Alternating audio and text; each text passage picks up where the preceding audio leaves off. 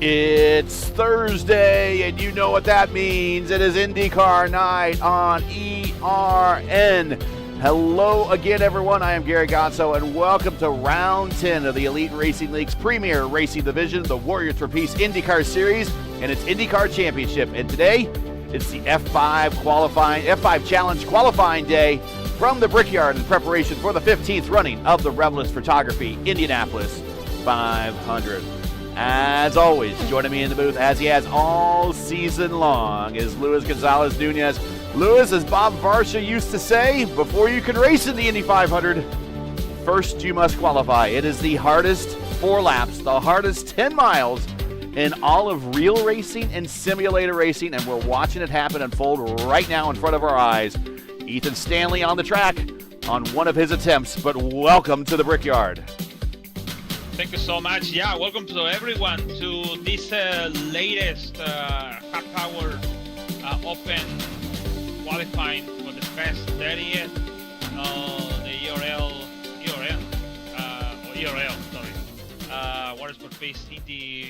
Warriors for Peace IndyCar champion, or IndyCar Series champion for the Indy 500, and this next week actually. We have a lot of people really make the 3 attempts. For example, Thomas Kuhl did the 3rd one, but he went to the wall, so he must to wait it, because we have a lot of people in the bump. So basically 10 people included. Dan Morera, Edison Tool, Takeche Kita is in there too, outside of the 30th. So, like I said, it's the hardest. It's hard. It's difficult. You think the car in the first and second lap is going perfect.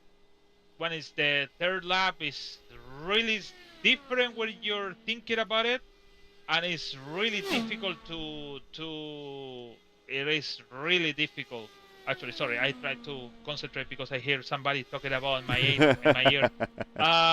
It's really difficult to make the 4th lap exactly, only if you catch your adjustment inside the car. So that's the good thing about now with adjustment, about the anti-roll and weight jacket and stuff.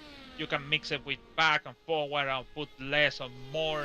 It depends how you feel the car. So at least the temperature in the track is not really high, because it's in 102 Fahrenheit now. Normally, you remember last year or last season, is in this hour is over 130 and 120 or 115, so over that. So now it's really cool.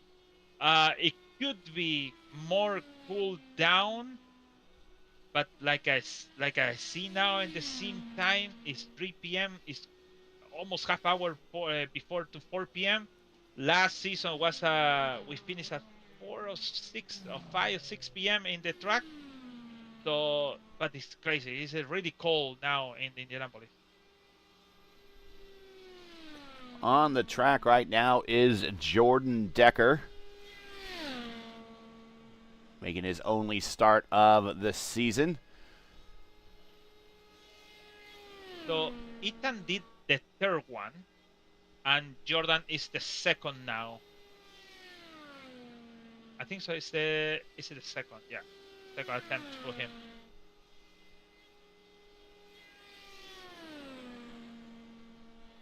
And we'll go over the current order of qualifying right now. And there is nobody currently on deck after Decker's run here. But currently, your field, as it stands, we had the graphic up on the screen. Brian Blauman on the provisional pole.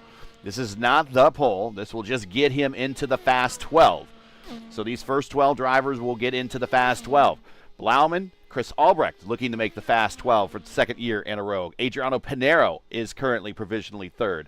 Foti is 4th. Klindy is 5th. Chad Frankenfeld is 6th. Hunter Ingrave is 7th. Ryan Schold is 8th. Jordan Owens is 9th. The Catalyst Andrew Wood in 10th.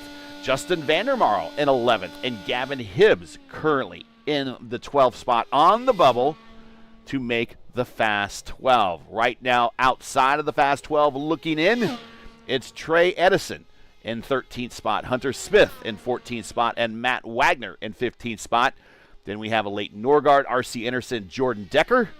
Watching this run right now with Decker. Currently has him placed for about 18th on the grid. A.J. Hobson, Hossack, Trey Holmes. Actually, I see A.J. Hobson twice here in the standings. Cutlip, Bailey Mills, Colin Heil, Victor Aldrich, Ethan Stanley in 27th, Nige Camargo 28th, Jacob Adams in 29th, Seb Alexander back on 30th. The top 30 will lock you in where you don't have to make a last chance. Right now, those on the last row bubble are James Watson in 31st, Mark Rebilas, the sponsor of the race, in 32nd, and Frank Foti in 33rd. Looking out and currently out, but looking in is Josh Adams, Jason Wallet, Wayne Hunter, Ben Lawson, Caleb Paschumer, Tate Lytle, Takeshi Kida, Edson Toole, Cale Pocock, Jordan Decker with this attempt, Dan Marrera, and Thomas Keel.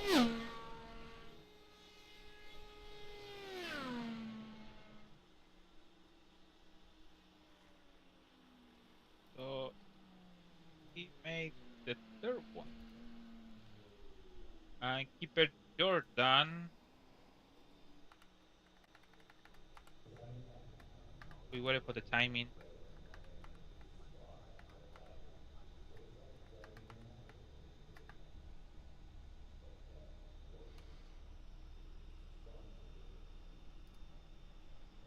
And currently there is nobody on deck right now that is going out to qualify.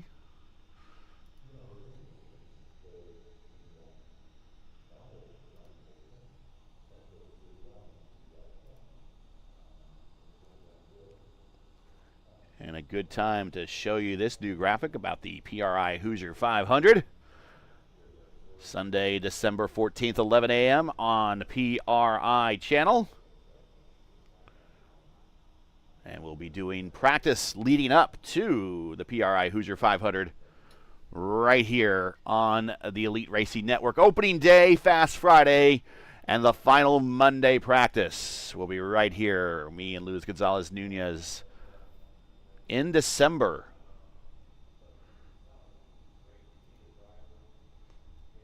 Yeah,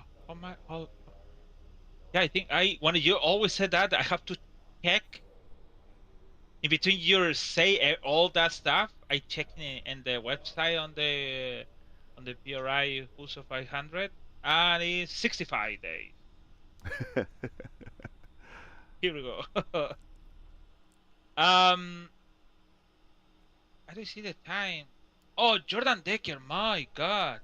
So before the qualifying, before that lap he did, he wasn't 15, 18 or something like that. Now he went down for 29. Yeah, so he pulled his time and actually went slower. The problem when your fat is happening one day to me. They have a this way Indy 5. It's not Indy 500. It's Indy 250. With all these Latino American people, Latinos thing, even Takeshi Kita was around over there. Hugo Galassi was around us too. I was inside the 30th, so I said, "Oh, I can go more fast," and I was 10 or something like that, and I make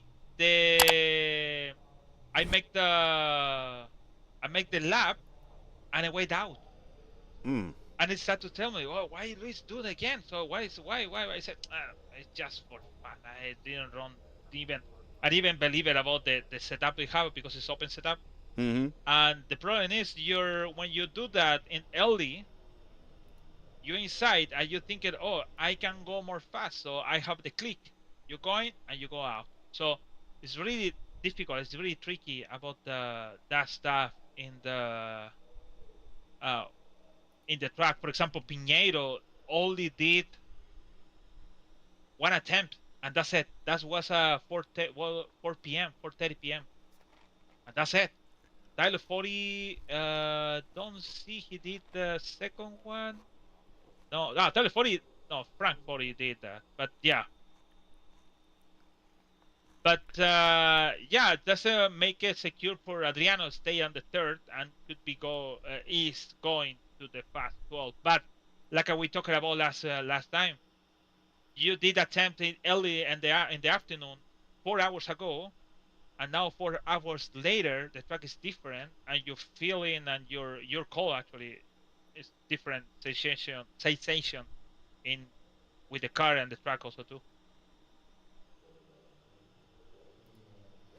Hey, if you enjoy ERN's coverage of the Elite Racing League's Warriors for Peace IndyCar Series and respect the stream, please do us a solid.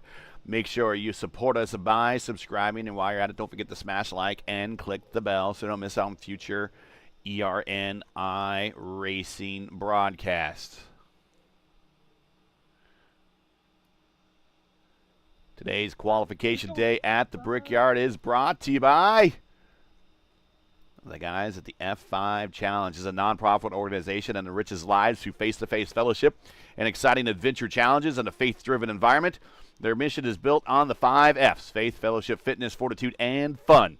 The F5 Challenges inspires people to lead active, connected, and purpose-filled lives. To learn more, to get involved by visiting their website. You can also follow them on social media. All the links you need are in the description. I want to thank F5 Challenge for being a sponsor of not only qualifying day here at the Brickyard, but also other events this season. And the car that running the F5 sponsorship, that is Albrecht. And Chris Albrecht is currently provisionally, right now, second on the grid. And remember, he had himself a good run last season here in Indianapolis. He qualified in the Fast 12, and he started this week off very strongly with a win in the Dark Horse Racing League DW12 Series right here in Indianapolis. His first race ever in the series and his first win ever in the series came right here just on Sunday night here at Indianapolis. It was, I feel like it's a good jealousy on that, because he was behind to me all day. It's not late long, but for all that lap we did in that time, I thinking about it. Why he's on the back? Okay, I leave it alone. And then he won the race. So it was a really good. I really congrats to him, and I really happy for him to be over there, because he get a lot of excited in this league, and also make a lot of questions. I like it. Participating in things. So have him in the front row for now, because it's not the real front row now, but in the second place is a good thing for him. By the way, he is in the waiting room. Yeah, let's go ahead and bring him up right now while we are talking about him. And here he is right with us, Chris Albrecht, currently provisionally second. Chris, good week for you so far. We talked about your win in the Dark Horse Series on Sunday night here in the DW12s, and it looks like that momentum is kind of carried on to at least a good first run here to maybe get yourself into the Fast 12. I know, it's been quite the week, hasn't it? I didn't think it would go this well, because I was 21st in line. Just the season I haven't been able to put together a lot of complete races, but because we started the sim time an hour earlier this season, it didn't penalize that spot in line as much as it did before, and ran a great run. And oh my goodness, I'm thrilled to be second after that first run. I couldn't believe it. Now, you ready to do that 2 more times in order to win the pole? I'll do my best. I think I'm a little bit more prepared than I was for the Fast 12 last season. I will say it's kind of funny. I'm planning to go to a movie night with friends after this, but I think I'm going to be late, because I have hopefully 2 more sessions to go. Well, we have just a little bit more time here, about another 13 minutes or so before we get to last row qualifying. So now you kind of got this time where you qualified a while ago, and now it's just a lot of sitting around. Are there any passive nerves going on here, thinking ahead, or you just feel pretty good about that first attempt and think you can repeat it inside the Fast 12? For now, I feel good. It definitely has been a lot less of nerves this time around than last time, but I think once we get to the Fast 12, the heart rate's going to go up. I have my heart rate. I'm tracking it on my watch. Right now, it is. Hold on, my brother texted me. It's covering my heart rate. It's probably like 70 right now, but I think it'll be back up around 100 by the time I run here in an hour or so. All right. What have you guys been up to? I know Shane's back out on track, so yeah, we can watch Shane while he makes his run here. And you can maybe talk us through the run, depending on when you went out and when he's going out. How different are the conditions now versus when you went out? I went out, track temp was, I think, around 96, 97. So right now it's 102, which doesn't seem like much, but I think it's been making a big difference in the runs that people have been making. Just the hotter it is, the more loose the car feels, and it's hard to keep it from scrubbing over the course of the 4 laps. But ultimately, it's just about being smooth and hitting the apexes every single corner. And if you're consistent, you'll be in the show. That's the best thing I can think of to say. How much were you working the tools for every single lap? 0. 0? Wow, okay. I know. I kept it simple, no speed jacker, just took off once I got out of the pits and found the weight jacker setting I liked for all 4 laps and kept it there, and it worked for me. Well, it's still looking pretty good that you'll make the Fast 12. We will see you when Fast 12 qualifying commences following the last row shootout. Best of luck, and we'll see you in a little bit when you make attempt number 2 at trying to make the Fast 6. Sounds good. Thanks for the broadcast, guys. Have a good one. See ya. That's Chris Albrecht. He is on a roll this week right now. Yeah, easy. Don't even make a changes. That's why he won on the Dark Horse, the last race on Dark Horse last Sunday, without make a changes. So, Shane Cocker, the second attempt to him, he is on. He is currently 28th on the grid now. Yes, sir. Yes. Right. And we have another car back out, and that is Mark Rebilas, who is our sponsor of the Indianapolis 500, the 15th running of it. And he's already pulled his time, but he's looking to improve upon his earlier time. Yeah, after Mark is Frank 40 and AJ Hobson. Let's bring up another driver from the waiting room. We have some drivers waiting.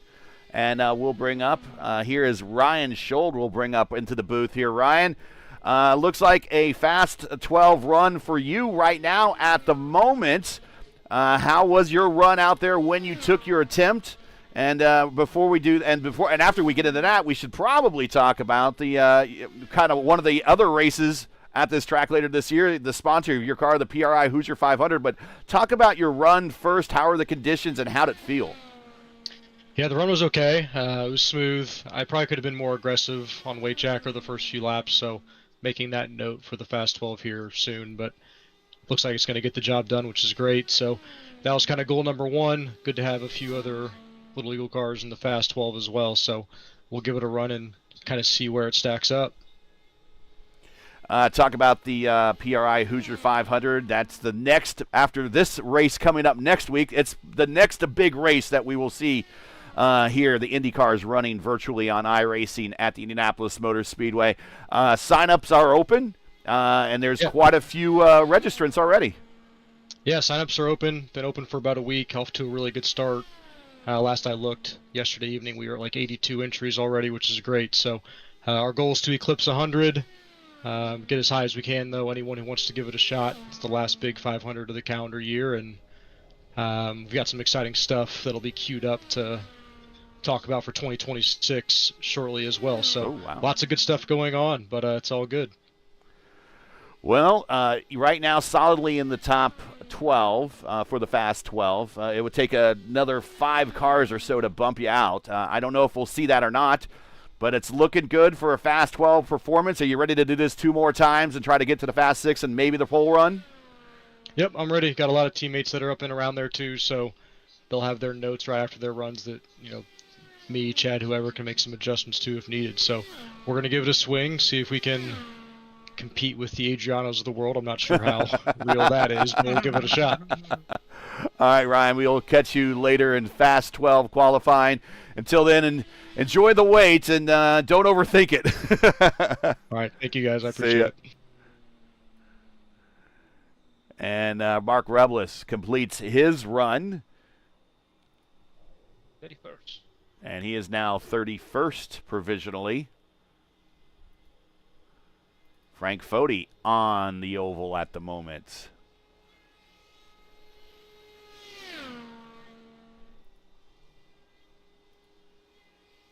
After 40 is Upton and Whoa! Whoa! Up to the wall on turn 2. He was getting real close and personal with those in the suites in turn 2 there. Oh, he went. Basically, yeah. He touched that kind of apron over there. He went straight on that. Kind of early to turn that over there. Too early, actually.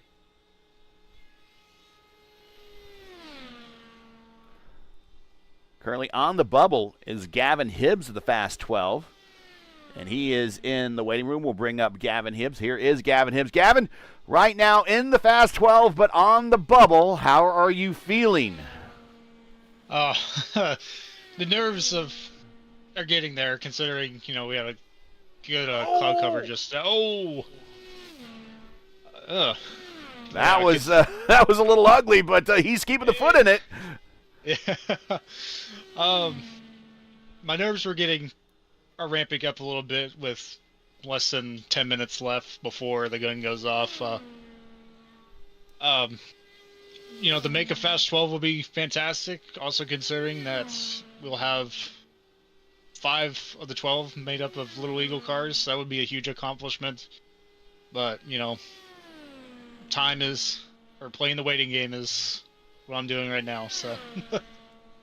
And really, the conditions aren't going to get any better for you if you want to pull out and try another run. So you're pretty much stuck with what you got there, kind of, right?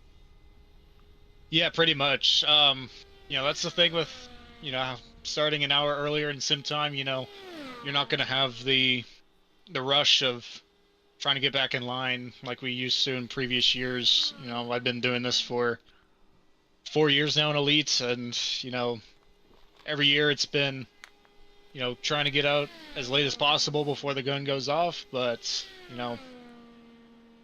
with how the weather and the track temp has been all day after my run, it's pretty much set that first time early in the session and, just see how the other guys play it out.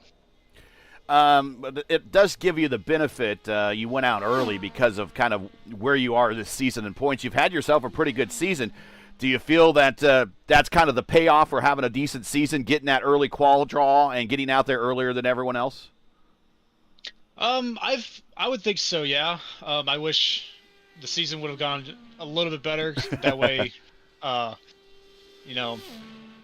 a much cooler track than when I ran. But, to get a Fast 12, especially with how the season's gone, especially how last week played out, that would be a huge boost of confidence for me. All right, well, on the bubble, currently right now with not too far away from the gun going off when we start the blast row shootout is Gavin Hibbs waiting it out, twiddling the thumbs and nibbling the nails and seeing if he's going to make this Fast 12, and then that will give him at least one more opportunity to go into the Fast 6 and get the run for the pole.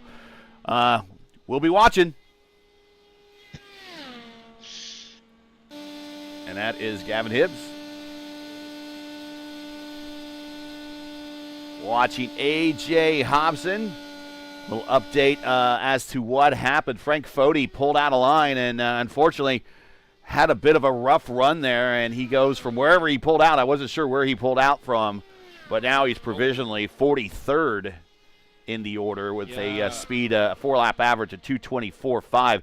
Your pole speed is 2:27.1 by Brian Blauman. That is currently your provisional pole, at least going into the Fast 12. Hobson having a pretty good run so far.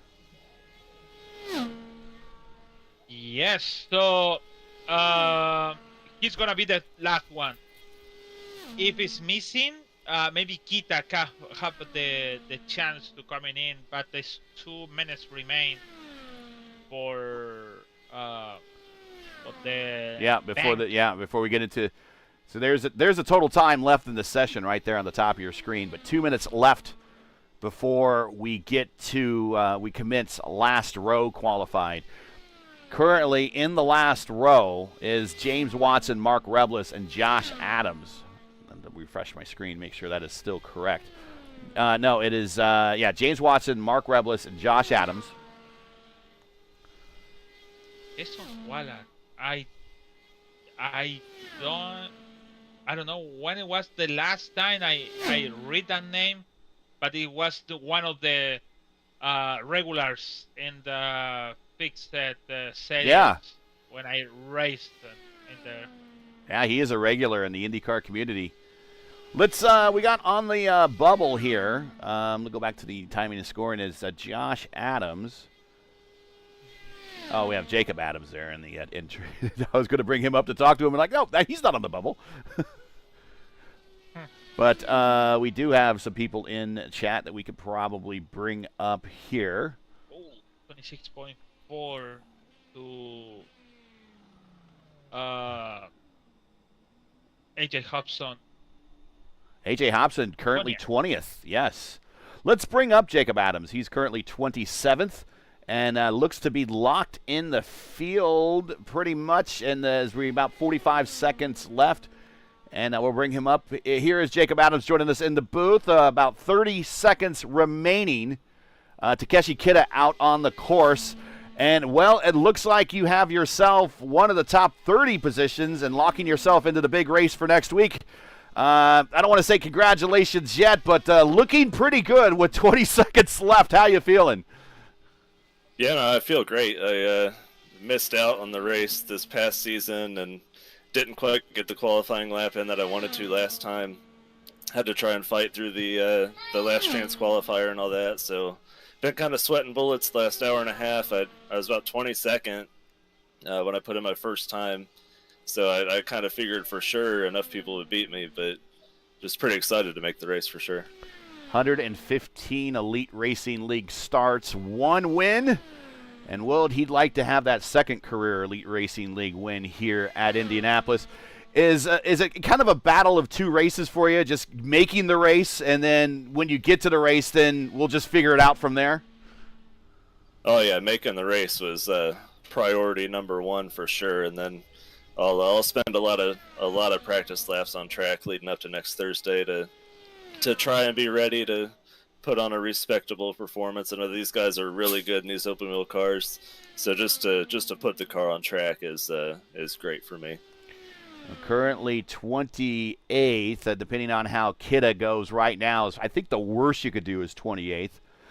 So locked in, kind of from a back row seat, but the winner in the last race in May started from 28th starting position, so not so bad, really.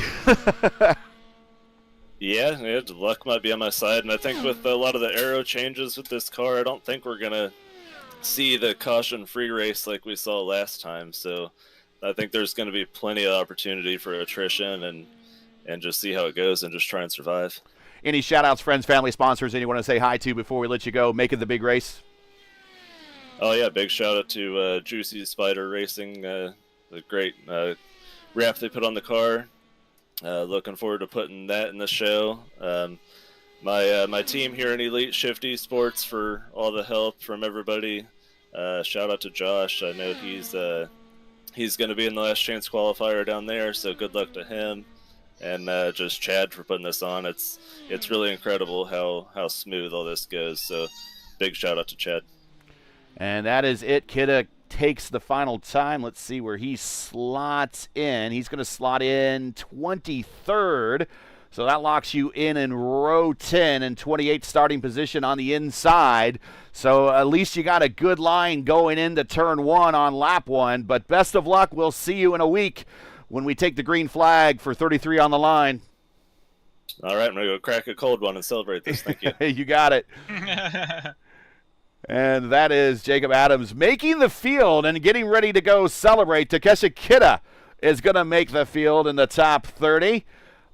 We got Trey Edson currently in the waiting room right now. And Trey is on 13th starting spot, so he had himself a good run. Let's bring him on up into the booth. And here is Trey just joining us as we're getting ready to start the last row shootout. Trey just missed the fast 12, locked into 13th. That's the best you're going to do and best you're going to start. But, man, just so close. A 226.676 Hibbs to a 226.669 to you. Just a fraction of a second. Well, maybe he's not here. I think it's no. No, we'll put him back down in the waiting room. But he just missed the fast 12. If you told me that, it's like yeah, I know. Maybe I'm missing for something. I did my best, but I losing. Maybe that margin is just how you always is in turn 3. To be honest, it's not about turn 1 and 2. It's always about turn. How you take the car in turn 3. That's when you lose or you can gain. That's my impression. Always I lose time in that section. And it's always turn 1 for me. Turn 1 just looks so narrow. Turn 3 looks wide open to me. It's everyone has the turn that gets them here at Indianapolis. Some people, for some reason, they get through turns 1 and 3 well, and they just have a hard time getting through turns 2 and 4. I've heard that before too. But it's turn 1 for me, and turn 3 I don't seem to have as big of a problem. Yeah. Yes, sir. So I forgot to say about the Kita. That 20 seconds before the finish the qualifying, he was in 45 or 44, and just he jumping to the 23. So pretty good for him. So Thomas is gonna be the first one for the bump. And we have 31, 10, 11, 12, 13 card. 1 to just take it 3 spot.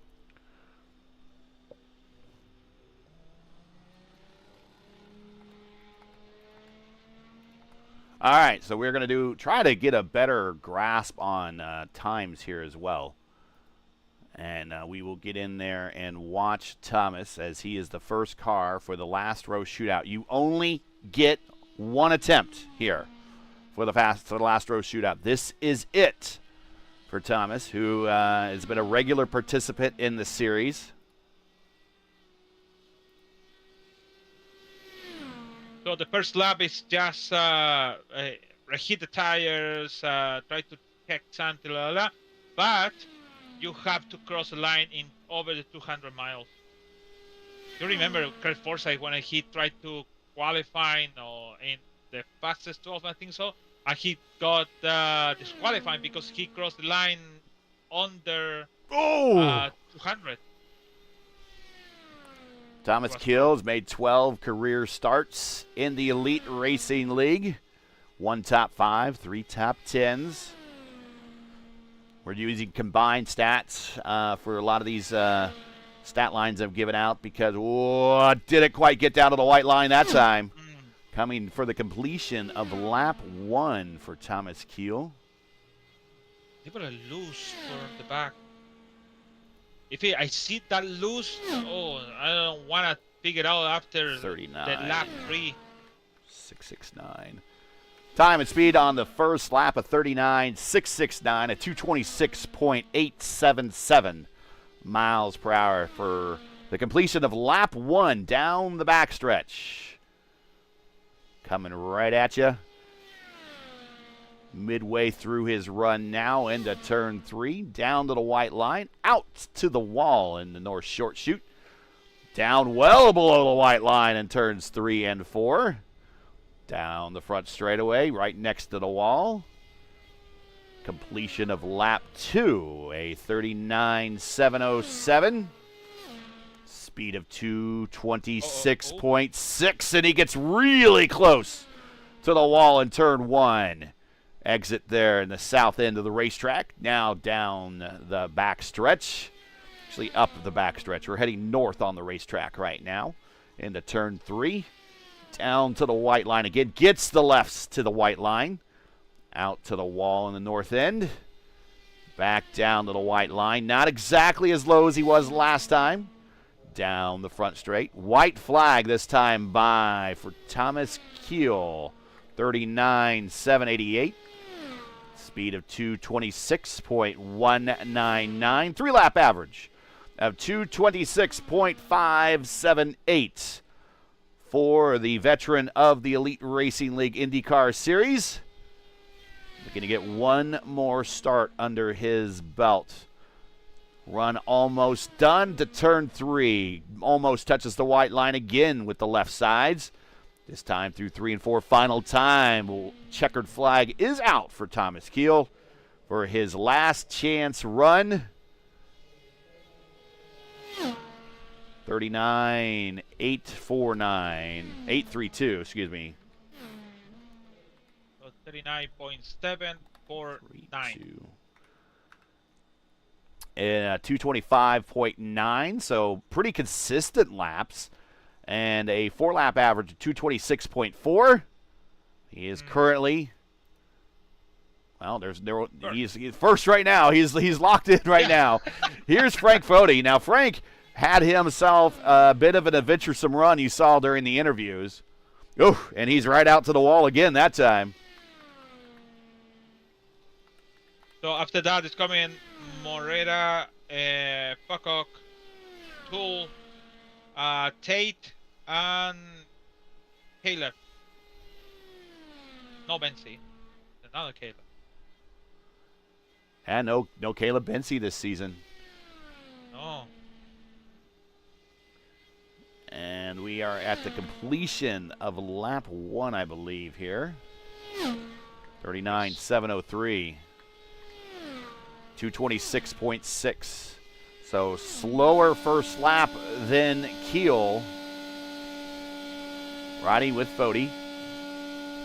Down the backstretch. In 6th gear. He's got it planted as far as it will go.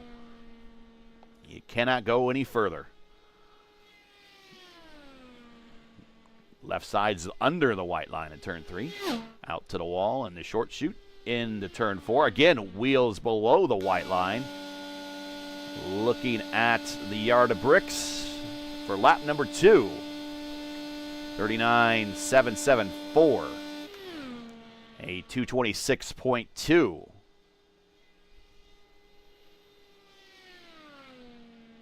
Ooh, missed the mark altogether in turn 2. He was way off. He was about a quarter car length off the bottom line there. So maybe that's how the car is comfortable now. Just trying to wring out any bit of speed. Now underneath the white line that time through turns 3. And one more time through turn 4. White flag in the air this time by for Frank Foti. 39.845. 3-lap average, 226.2.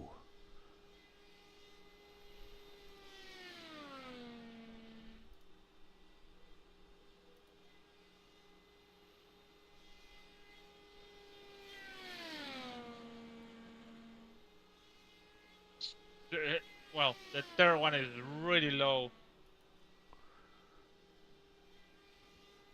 Coming off of corner number 4 for the checkered flag for Frank Foti. 166 combined starts in the Elite Racing League. 2 wins, 9 top 5s, 32 top 10s. Completes his run with a time of, I missed that time. I think it was a 39.5. Let's see here. 39.863. 39.863. And that's a speed of 225.7, a 4-lap average of 226.152. Currently in the field for the time being. Yeah, going second. Next car out is Dan Morera. Do not see Dan lighting up yet.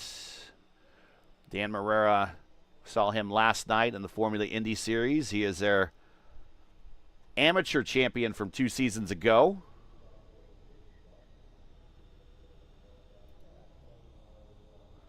Dan Morera has waived his attempt. Pocock has waived his attempt, so we now have Edison Toole now making his way out onto the racetrack. Yeah, Kel didn't answer the call, so you're back. Basically, I don't know in that point, this point what's happened, but he's going back.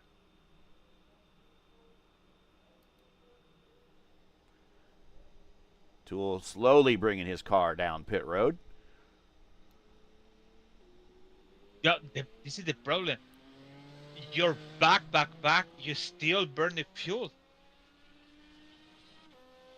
Not like when you're do for average in air racing, you just appears in the first line, but here you have to going back to the grid on the pit road, and you have to go in slow to try to don't burn too much fuel to make your 4-lap average.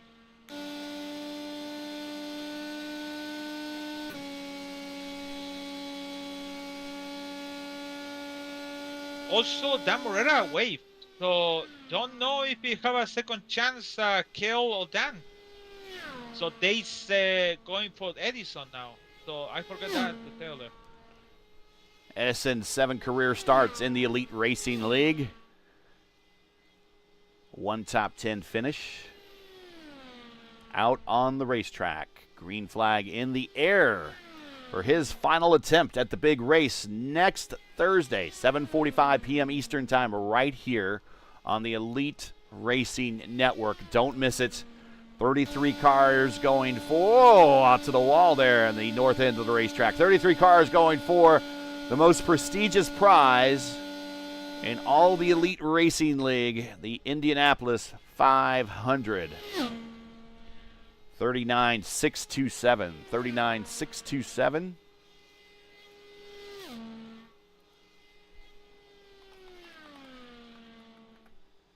Pretty good lap, huh? Pretty good first lap. Yeah, that is a 227.1. So that's the fastest opening lap we've had in the last row shootout drivers.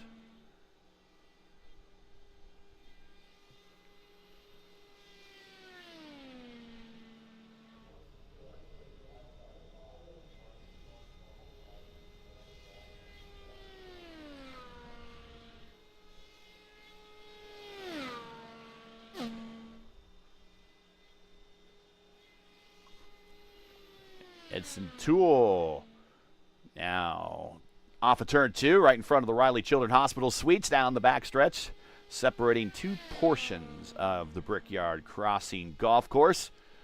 Looking at turn number 2 and 3. Here we go, and into the chute again. Completing another lap, and then we will give you his 3-lap average here in just a second.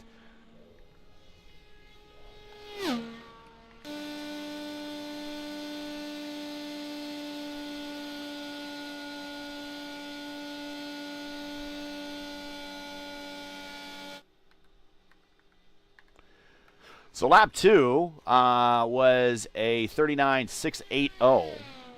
And then a lap 3 with a 37.756. So lap 2 at 226.8.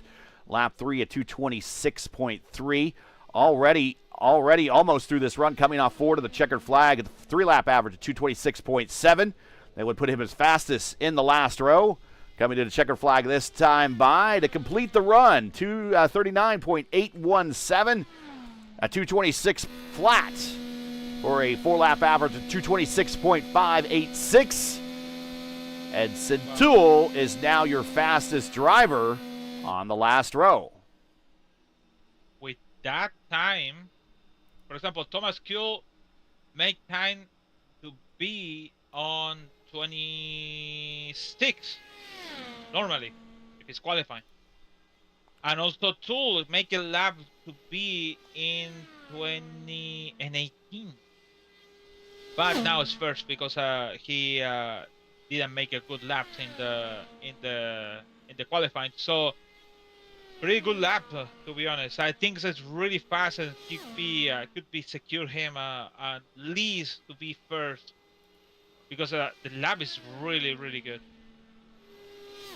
Caleb Benci, and hopefully I'm saying that right. We don't see him a lot in the Indy cars. He has 148 Elite Racing League starts, 3 pole positions, 2 wins, 21 top 5s, 49 top 10s throughout his career.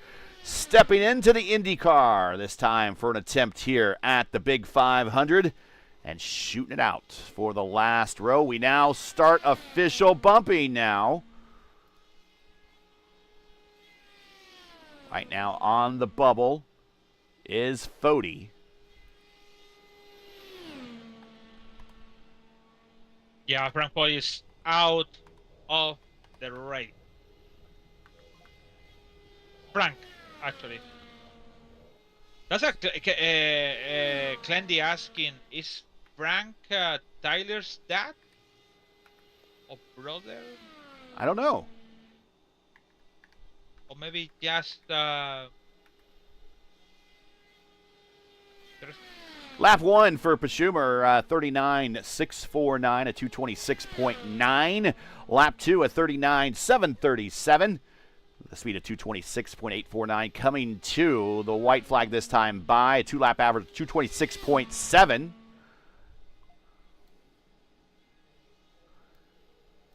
And 39.788 for lap 3 for the veteran of the Elite Racing League. 226.1 for a 3-lap average of 226.5. Right now, he needs to pick it up, or he is not going to, actually, he'll be the last, he'll bump Fody out, actually. He'll be the last car, I believe, in the order, so he will go to the bubble. So how long he's going to stay here remains to be seen. But his 10-mile run is now complete at 39.824 with a 225.994, a 4-lap average of 226.418, and that will bump Fody out from the lineup and put Benci on the bubble. Ben Lawson now on the racetrack in that A.J. Foyt livery. And if anyone can get some Brickyard loving, it is Ben Lawson.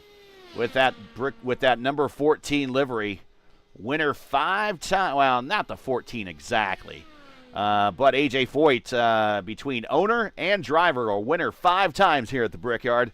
4 times in the driver's seat, 1 time as an owner with Kenny Breck in 1999, coming to the white flag. Robbie Gordon had to come to pit road.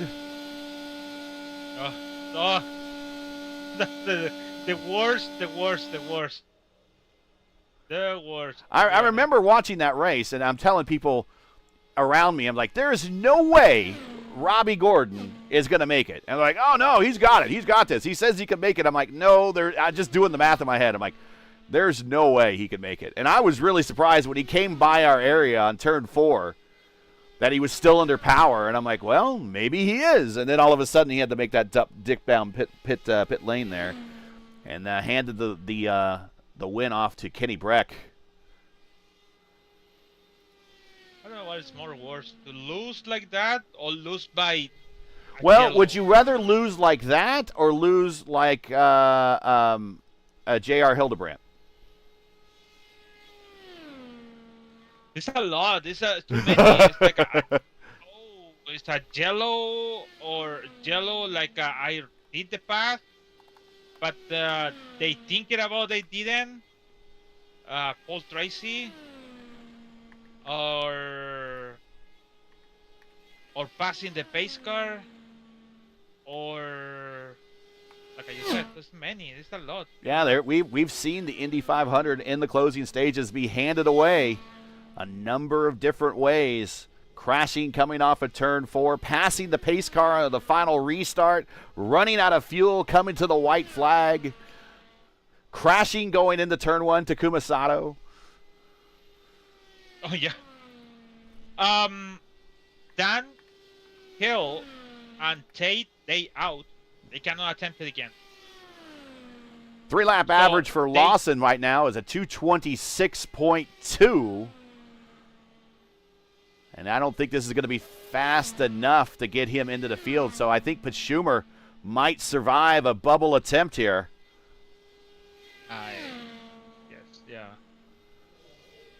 And Lawson, unfortunately, with a 39.935, is a regular in the series. And unfortunately, he is not going to make the Indy 500 unless there are some, as an alternate. He comes in at the 225.3 in the last lap, with a 226 flat for his 4-lap average. And unfortunately, that is not enough to bump out Schumer at a 226.4.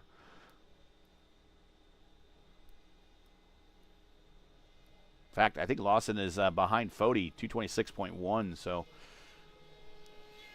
rough day at the Brickyard for the 14. Wayne Hunter on the course at the moment.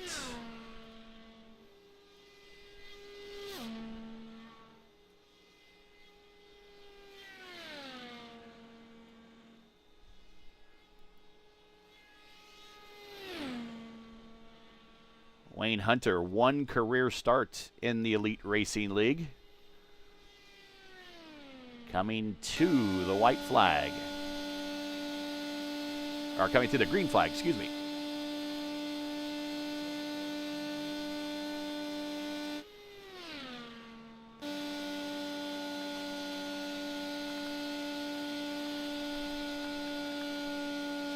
.39.631 on that first lap. A 227 flat for Hunter. Decent opening lap. Faster than Schumer. Faster than Lawson. Faster than Foti.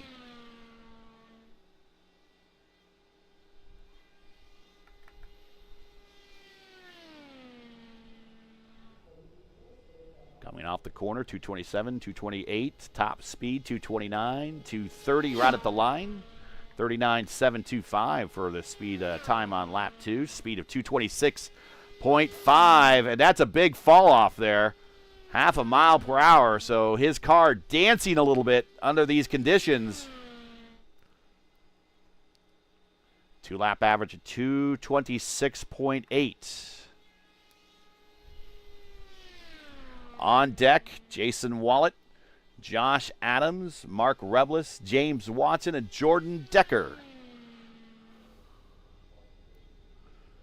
White flag this time in the air for Wayne Hunter. Time and speed report coming right up. 39.793, a speed of 226.170.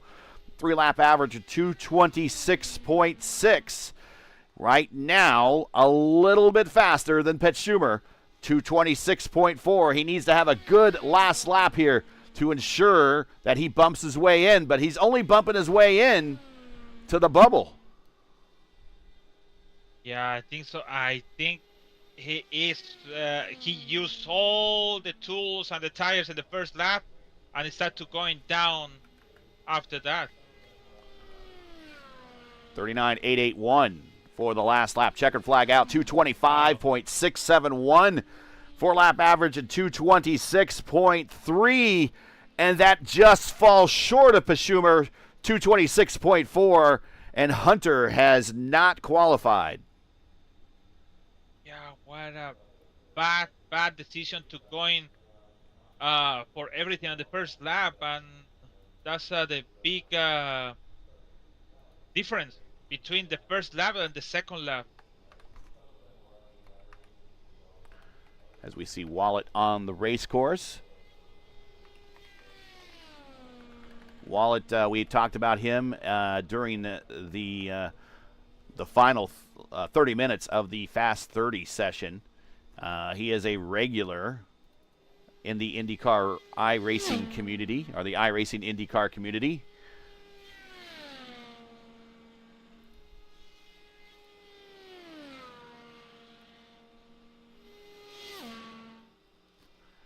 We've seen him on a number of top split races. This would be his first career Elite Racing League start, as a matter of fact, if he makes the field.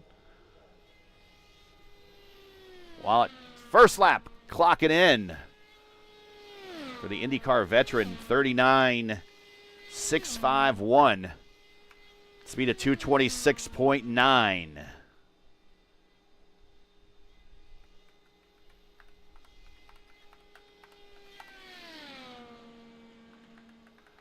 Not the fastest opening lap. That still belongs to, I believe, the fastest opening lap right now belongs to Tool. The consistent. That's the key. Be consistent. Be every single lap almost the same. For sure, it's not gonna be the same, but almost the same. Lap 2, 39.739, 226.478. Tyler Fody says that is his dad. Checking chat. Nice. So we could have had another Big Al, Little Al, Mario, Michael. In the same track? Yeah. Yep, in the field at the same time. White flag in the air this time by for Jason Wallet. 39.766. Not a lot of fall off in lap 3 at 226.3. A full 3-lap average of 226.594. That will put him. I might need your extra set of eyes to help me. That's put him faster than Hunter. That's got him faster than Lawson, and that has him faster than Schumer, just barely. This is a little bit slow, but for sure it's more faster than the kill. But Schumer, sorry. 39.798, 226.142 for the last lap. This is going to be a close one, folks. He beats Schumer just barely. 226.481 to Schumer's 226.418.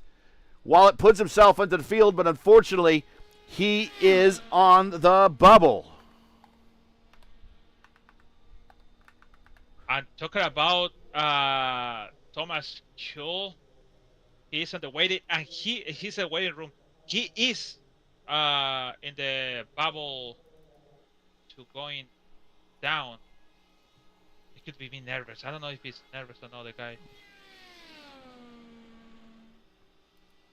He's just missing Waxon, Decker, and that's it.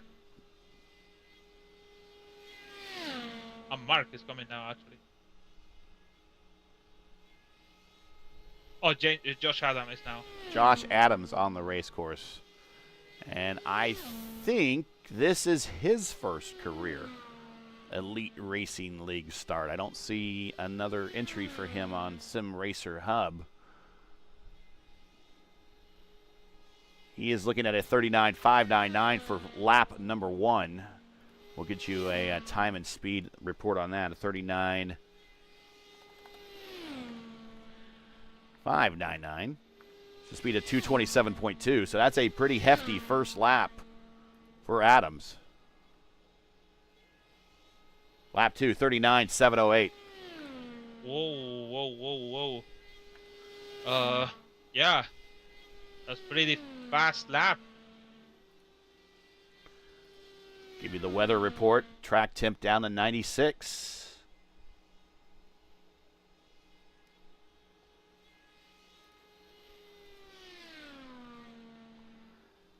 Adams coming to the white flag this time by for his 4-lap, 10-mile run. The hardest 10 miles in all of sim racing right here being performed in the Elite Racing League. 39.752 with a 226.404. A 3-lap average of 226.7. This should have him in the field if he can get a good lap and will bump out Wallet. Yeah, it's fast. No, it's slow that Edison.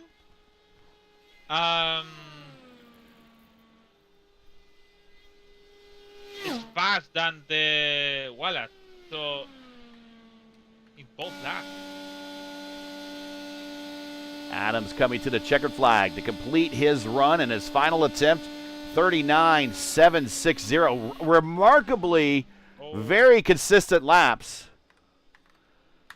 226.3, a 4-lap average of 226.673. That will bump out Wallet, and that will put him second. Actually, I'll put him fastest of the last row cars. I will put him into the 31st position because that's faster than Keel's lap of 226.421. Actually, Wallet was a 4.81. I'm actually kind of confused where we are right now. I'm trying to stay on top of this. My numbers. So, yeah. Update me. So Keel is out. Wallet is the. Wallet is in. Yeah, Keel is out. It's in, but isn't the last one. So he could be in the bubble. Actually, Wallet's in the bubble. Yeah. So here's the update, so we could get everybody out. Josh Adams is now in the 31st position. Edson Toole in the 32nd position, and Jason Wallet still in the race. So those that are watching, for Jason Wallet fans out there, not bumped, but he is on the bubble. So he's in the critical spot. Now Mark Rebilas on the racetrack. And why is Mark Rebilas showing a Toyota livery? Oh, It shows a Toyota engine manufacturer. No, it's a what's the name? Oh, forget the name. The word. Anyways, okay. Boiler for the future. You coming? All right, so first lap for Mark Rebilas here.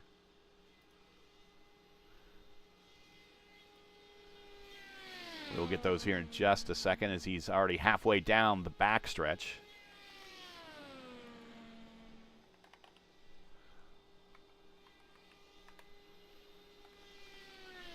You don't need to make it fastest lap. He must to be consistent in every single lap. Even is close to the worst, but at least make it something close to be good. And he's doing a good job in there. We'll get his lap and speed reports in just a second. Lap 1, a 39.662. Lap 3, a 39.698. And lap 3, a 39.784 for a 3-lap average of 226.6. It is not fast in the second and third lap than the Edison tool. It's not. It could be if he make a good lap now. 843, 227.887, speed of a 226.434, and that is not going to be fast enough. So with that, Rebilas actually goes to, he'll be like the first alternate. He just missed the bubble. So he's first car looking in. So that will lock in Josh Adams. I believe regardless of what happens, Josh Adams is now locked into the field. James Watson on the race course. James Watson, long time IndyCar driver and owner of Team Watson Racing and Team Watson Racing, or Watson Racing Setups. Big twitch there in turn 1.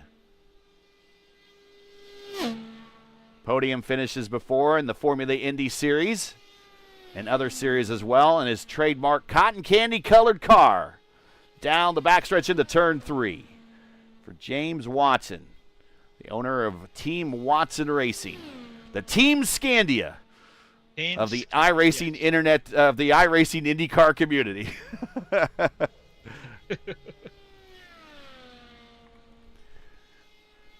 39.645 for lap 1. A 227 flat. Pretty good opener for a big twitch in turn 1. Yeah, well, it's 2,000 low. It's just nothing.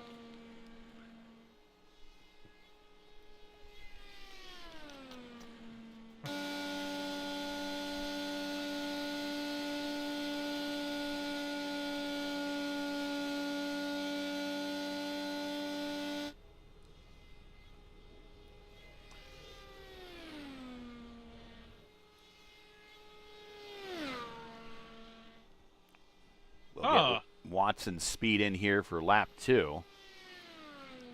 My. Hey, 39.666. Yeah, the second lap is fast than the tool, so.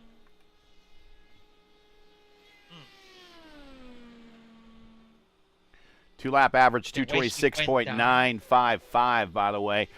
Watson making trying to make his 13th start here in the series. 1 top 5, 3 top 10s in the Elite Racing League. 39.743. I think Edison Tools is in danger to get bumped.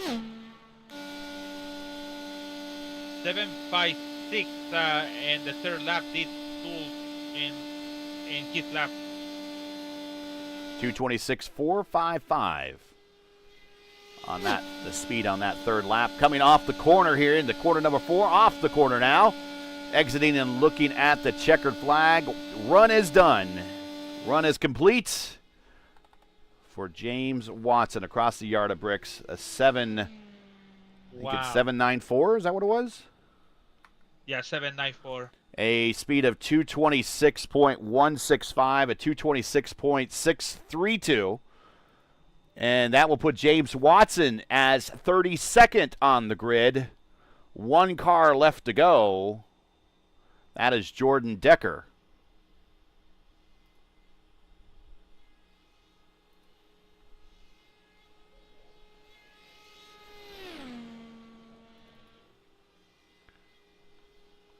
Decker in the Little Eagle livery, making an Indy-only appearance with the PRI Hoosier 500 sponsorship. This is a good time to go ahead and just do this here.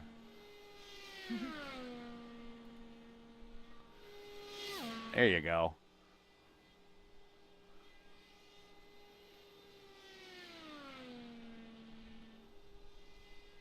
So Jason Wallace is out. No, sorry. Tool is out. Wait, it's a lot of changes. So Wallace is out. Yeah. But they Tool in the bubble. Doesn't work. Yeah. 39.720 for that lap, first lap for Decker. 226.5. Not a good opening lap. Not a good opening lap at all. Yeah, no good. Actually, in the first lap, he put him in third as a first lap. And I believe this is Jordan's first career Elite Racing League start as well. So trying to make the field here under pure rookie status. Jordan Decker. Wow. Looking at a lap 2 time in speed here. We'll get that for you. A 39.826. 225.9, and this is not looking good right now for Jordan. He needs to complete the run. He just needs to complete the run, but it's not looking good. Yeah, with that time, he's out, actually. In 10. 39.838 for lap number 3, a 225.915. 3-lap average of 226.1. That's not going to be enough. 226.1, unfortunately, is down towards the bottom of the last row shootout participants. But run it out, get that official time in there. You never know who might drop out between now and the end or next week at the start of the race. 39.875. Yeah, that's why Walad and Rebilas and Kill have to be around. Even Kelly Kelly have to be around also too and be sure, because could be coming in by something happen. Let's bring up Josh Adams into the booth and see if he's here. Josh, congratulations on making the field and being the fastest car in the last round shootout. Talk about that run. How dicey or how comfortable was it? I felt more comfortable than the first 3 times I went out earlier tonight, so that was definitely a plus. I think I just made a few minor mistakes in the regular qualifying session. I was glad to be able to clean it up a bit in my last shot. Talk about your experience in these cars. We don't see an awful lot in the regular series. How much experience you have in these cars? I mean, you're going to have to use whatever experience you gained to start from the last row in a extremely competitive and fast field that we got coming up next Thursday. Yeah, virtually my only experience in these cars is at Indianapolis. I've run a lot of races, just not like in this setting. I did the 500 once here, and I didn't do very well. But hopefully things have changed with the car and setup, maybe, and we'll be able to make some passes. But yeah, I've ran the official 500 a lot. I've ran a lot of oval stuff in this car, but I'm not a regular in this series by any means. I prefer a full-bodied stock car. Well, you're going to go without fenders, and they're going to get some extra downforce this time. But congratulations, making the field, qualifying 31st. It used to be a tradition that whenever the last row would be determined at the Indianapolis Motor Speedway, part of that week leading up to the race, the drivers would go to the last row party, and the last row party typically would be a big roast of the drivers. So we don't have anything to roast you on, but still, you got to feel pretty good at making the field. Congratulations, and we'll see you in a week when we take the green flag for 33 on the line for the big race for the 15th running of the Rebilas Photography Indianapolis 500.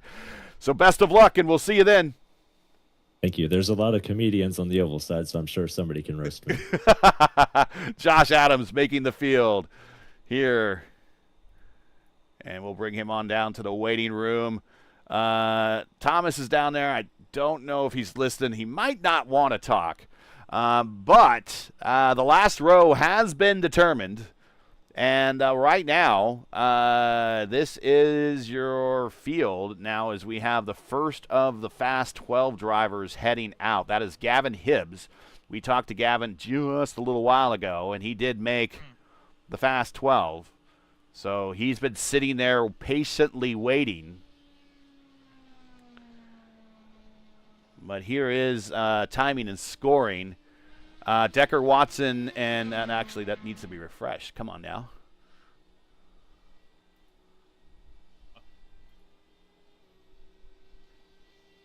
No, that's still not showing the right time there. So we don't have I can send it to you. Give me 1 second. But we will go to the Fast 12 now.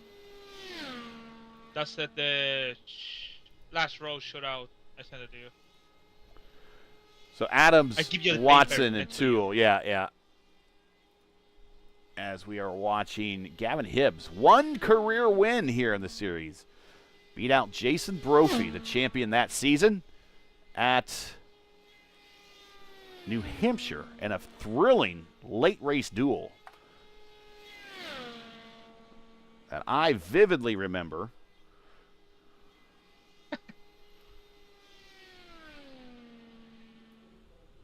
Sometimes I don't remember.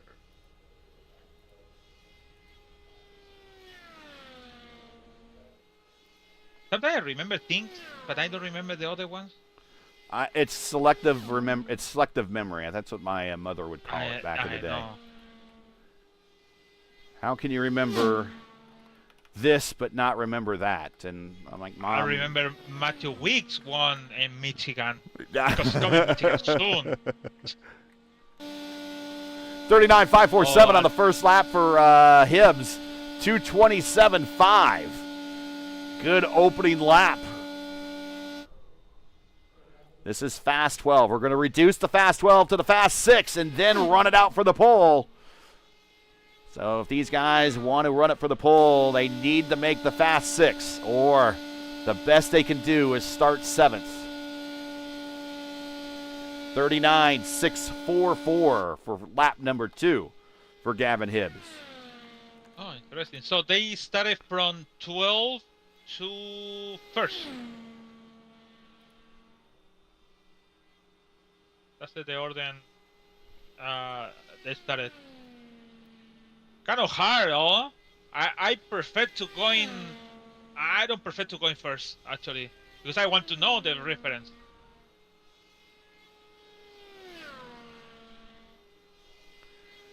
Gavin Hibbs, after lap 3, halfway through his run, 173 career starts in the Elite Racing League, 8 wins, 7 poles, 34 top 5, 66 top 10. So a proven winner at all levels here in the Elite Racing League. Wanting to improve a little bit more on the IndyCar side of things, having himself a good season, got himself a good draw because of where he is in the points, getting ready to complete his 10-mile run.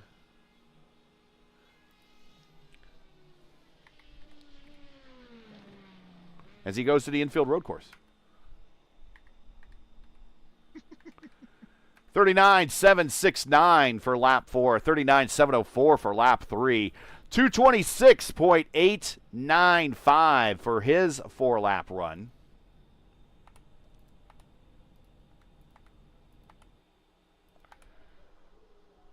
Justin Vandermarl is next.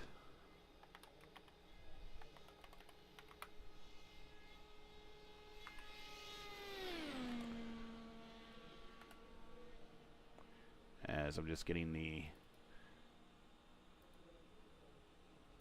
There's Justin. Another one of the Little Eagle entries.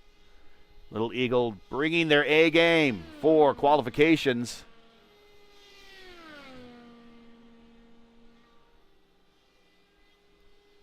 Too high. Oh. Justin having himself a pretty good season. A lot of those graphics you see me put up, especially the points, those thumbnails, all done by Justin here. 39.624 for lap 1.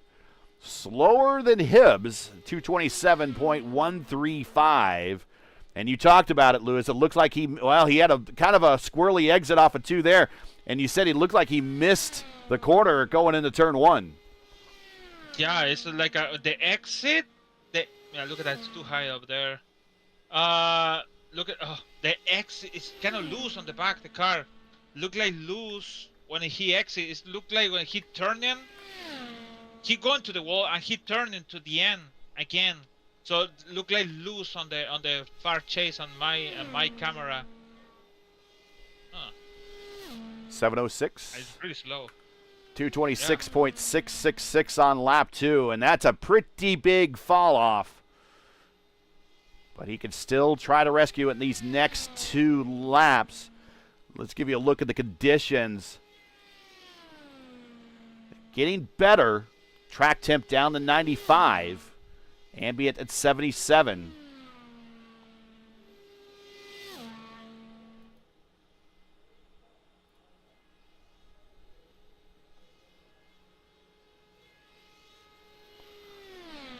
Shadows hanging over turn 1 now. That will definitely cool off that portion of the racetrack. 39.786 for lap number 3 at 226.2. He went too high. He went basically on the second line on the turn 1 and 2. Now he almost touched the grass over there. Completion of the run for Justin Vandermarl. 39. Let's see what we got here for him. 9:11. 9:11. And a 4-lap average of 226.3. Last lap speed of 225.5.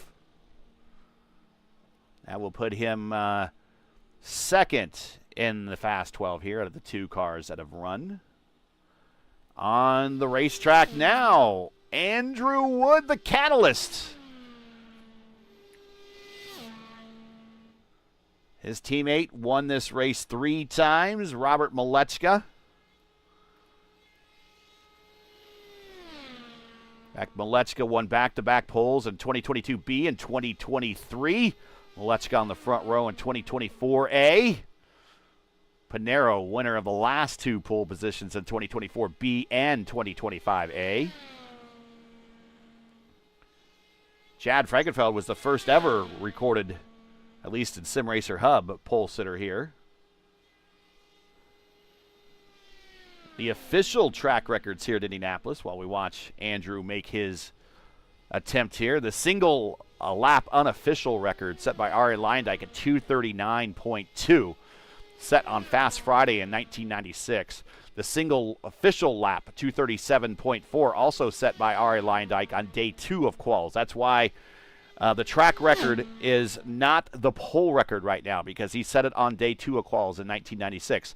His 4-lap average that year was also the official 4-lap track record of 236.986. So he holds all the speed records for the single and 4-lap averages. Your pole 4-lap record is Scott McLaughlin, set in 2024 with a speed of 234.2. Your official race lap or your race lap speed, as now the sun is really behind the clouds. Eddie Cheever, 236.1 during the 96 Indy 500, and your 500-mile race lap average, which we've already beaten here in the Elite Racing League by virtue of that caution-free race we had last season, is set by Helio Castroneves with a speed of 190.690 when he won his 4th Indy 500 in 2021. Your Mount Rushmore of IndyCar champions consists of A.J. Foyt, Alan Sr., Rick Mears, and Helio Castroneves, each with the 4 wins. Your 3-times winners are Franchitti, Myers, Rose, Rutherford, Shaw, Bobby Unser. And your active race leaders right now are Castroneves with the aforementioned 4, Takuma Sato with 2, and, of course, Joseph Newgarden with 2. Wood in the 3rd lap for 4,000, faster than the Gibbs now. Just for 4,000.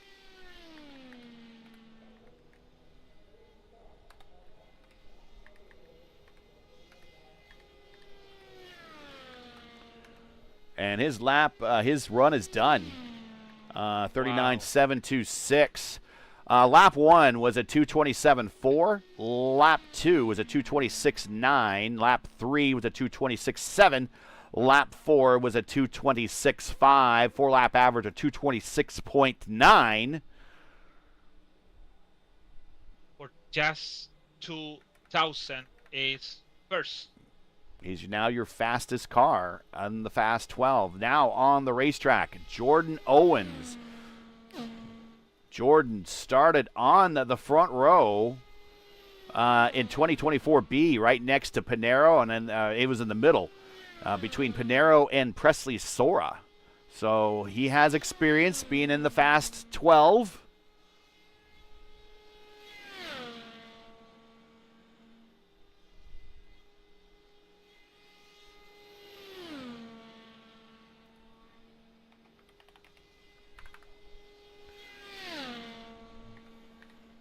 First lap for Owens, 5.20, 227.7.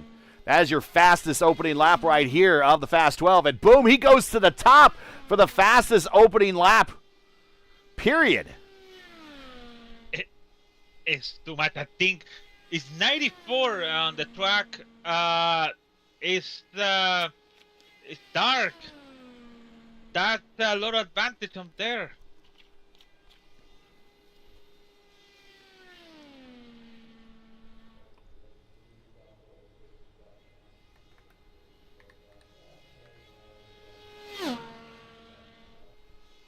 613. 227.1. He got really lucky with the shade, and he still has shade in turn 2.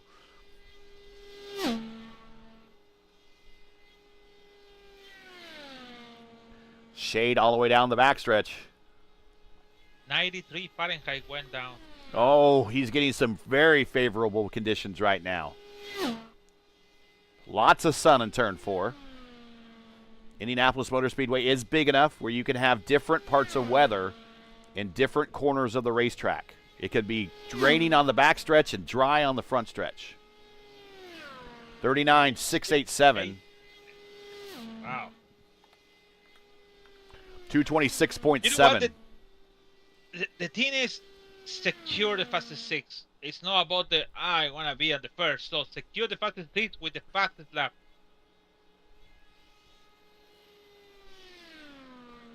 White flag in the air right now to complete his second run.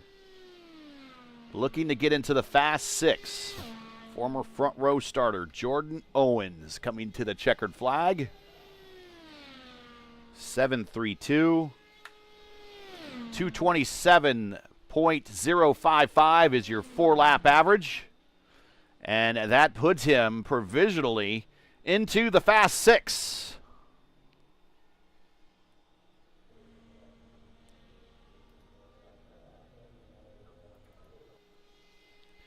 For 2,600.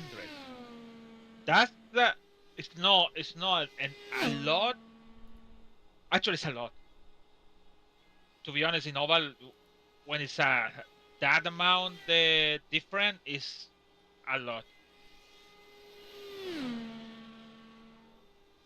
Because of basically a nose, maybe.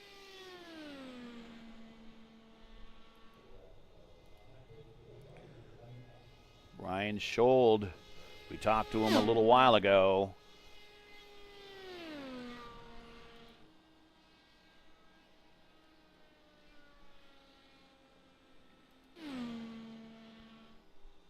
He has his first lap in.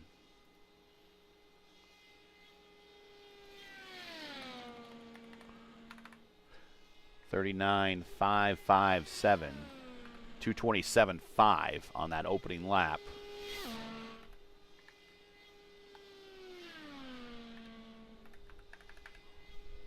We'll get you in lap 2. I think so. The lap's gonna be more fast now.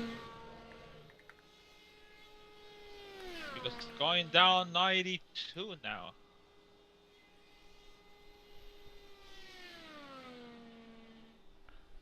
Didn't see what the time was. 39.635.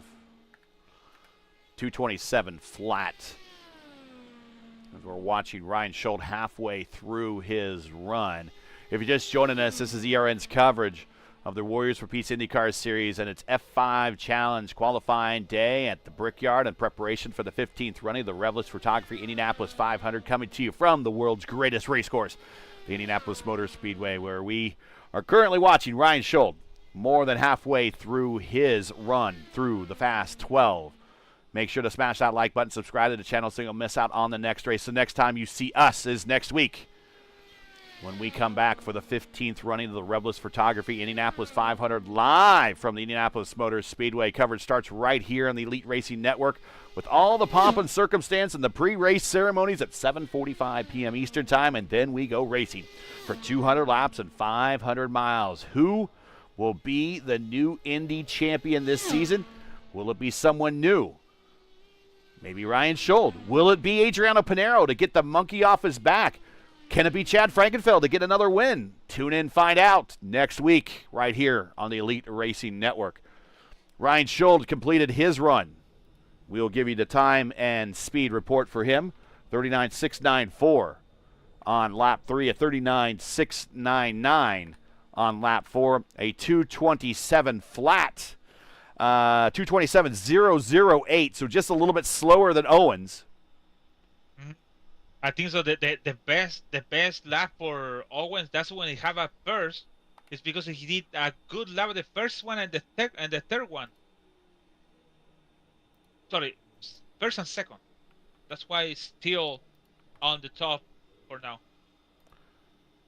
On the race course, Rogue Racing's Hunter Ingrave. 1 win this season. Got that at Road America. And he was fast in his first round attempt. Can he put together a good run here?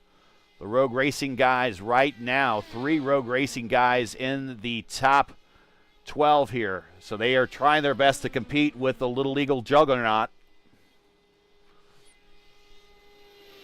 It's only Pinheiro and Clendy as a teammate. And Hunter and Gray? Yeah. Yeah, that's 3-1. 3-3, my. 2:27.393 on that first lap. 2:26.7 on that second lap. So big drop off for the winner at Road America this season. Like to get that first win on an oval. And what would a win be? Getting that first win on an oval in Indianapolis.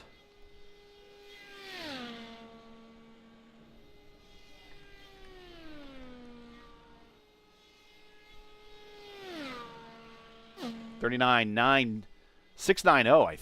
No, it wasn't that. I think it was 960, wasn't it? 9-0. Yeah. 6-9-0. Wow, so lap 2 and lap 3 are identical. The same. That's what I wasn't sure about that, and I looked at it.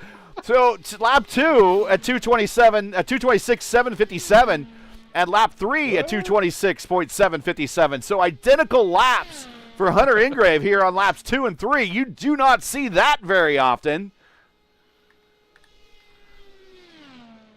739. And a 739 for a 226.478. 226.846 for Hunter. In 5. Now we put them bubble in the bubble, Justin.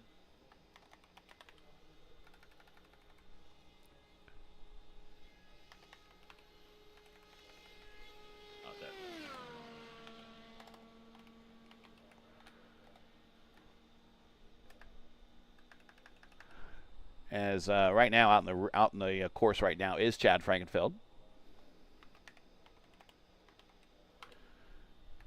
And we will get the camera on him. And there he is on the north end of the racetrack, coming to complete lap 1 for the winner last season here. Getting the monkey off his back. Just like Tony Kanaan did. Former pole sitter. Sat on the front row a number of times. 39.548. Lap 1. 227.5 for Frankenfeld. Chad sat on the front row in 2019, 2020A, 2020B, and 2022B. Outdueled Pinheiro to the checkered flag last season for his last win that he's been in the IndyCar series.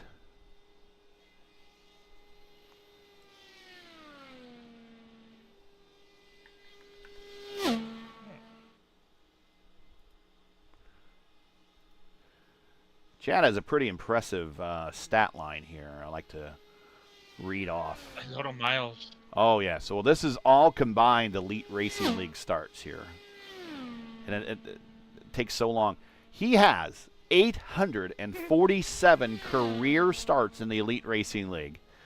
52 career wins, 245 top 5s, and 448 top 10s. 800.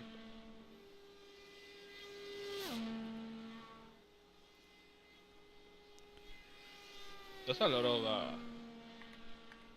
a lot. That's a lot of racing. It just in the league. That's even just in the count- league, yeah. That's just the league. Coming for the completion of the run. Lap 3 was at 39.6 for 226.8. Lap 4, 39.689, 226.7. 227 flat, 227.085 for Frankenfield. So good run. And now Clindy out on the race course. Wow, he put him first now. And Justin is out for the faster 6.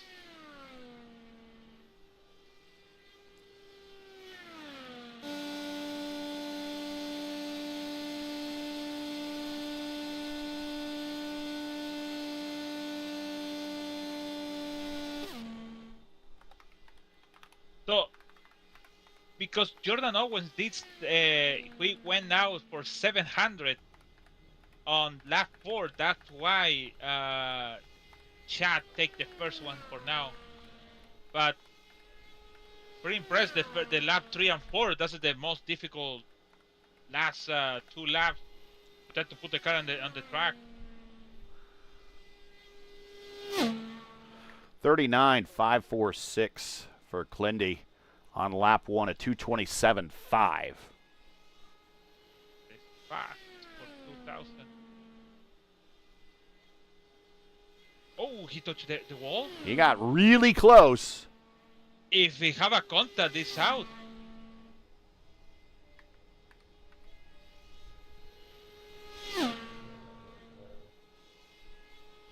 .656. Oh. 226.9. So maybe he did grab a little bit of that wall in turns 3 and 4. I don't know how it is the rules in here, but if you know in qualifying, regular qualifying, you touch the wall, it's they count you as no valid. Yeah, it gets you an X. Lap 3 for Clindy. One win this season. Whoa, very close. One win this season at Texas. His first win in the Elite Racing League. 39.790, 226.1. It's starting to fall off a little bit for Clindy here. This is the man that had 2 wins on fixed Indy 500 setup weekend, fixed setup Indy 500 weekend. Had 2 wins, 4 podiums, completed all 800 laps in the 4 races he ran. 1 in the Velocity Online Racing IndyCar Series, their Indy 500 here just a couple weeks ago. Looking for another Indy 500 win here for Clindy, but I don't think 790, 226. His third and fourth laps were identical. So the Rogue Racing guys turning identical times during their runs. 39.790, 226.1, 87 for the speed on laps 3 and 4, a 4-lap average of 226.726. And I don't think that's going to, he's just going to miss the top. He's out. Unfortunately, the best he's going to be able to do is line up 7th right now. Here's Tyler Fode. Started on the front row last season, right in the middle, between Pinheiro and Forsyth.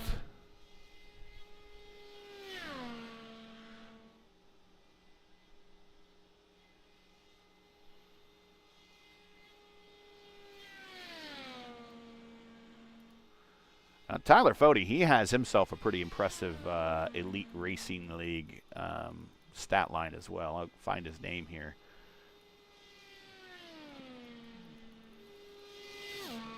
And a report on that.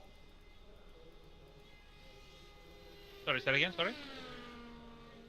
Yeah, Tyler, his Elite Racing League resume here. We'll read it off for you here as we watch this run. 239.555.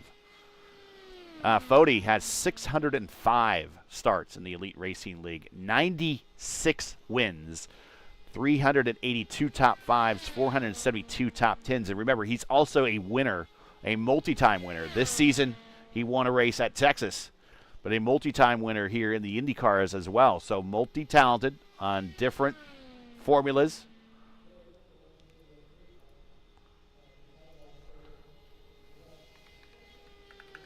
That first lap was a 2:27.5, by the way. Lap 2 is a 39.656. 226.9. Two-lap average of 227.2. As he's halfway through his run now. 5 miles down. 5 to go. Can you imagine covering 10 miles in like less than 4 minutes?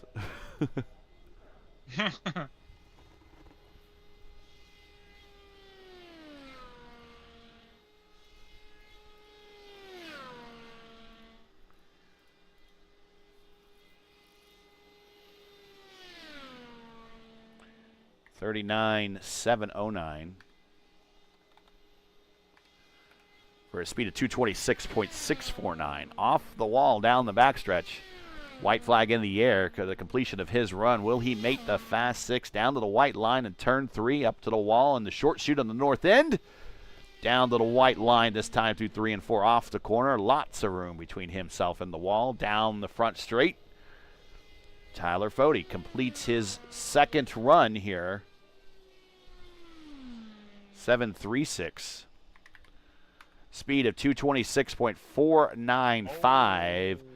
And a time of, average time of 39.664 with average speed of 226.9. Pinheiro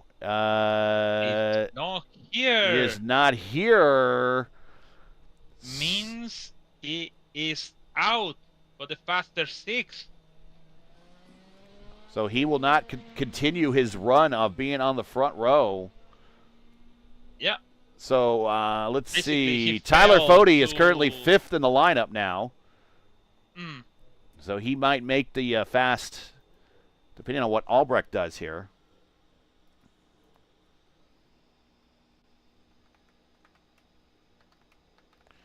So Pinheiro, the best Pinheiro can start is 12th. Yeah. So unfortunately, the Brazilian not going to repeat on the front row. Pinheiro has started on the front row every year since 2021B. He did not start on the front row in 2022B, but that's the only year that he's never been on the front row. Every other year since 2021B, he has started on the front row.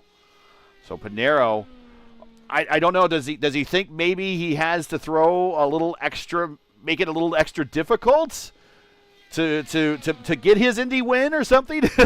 No, I think maybe he thinking about it now. If I started at 12, I could have a chance to win.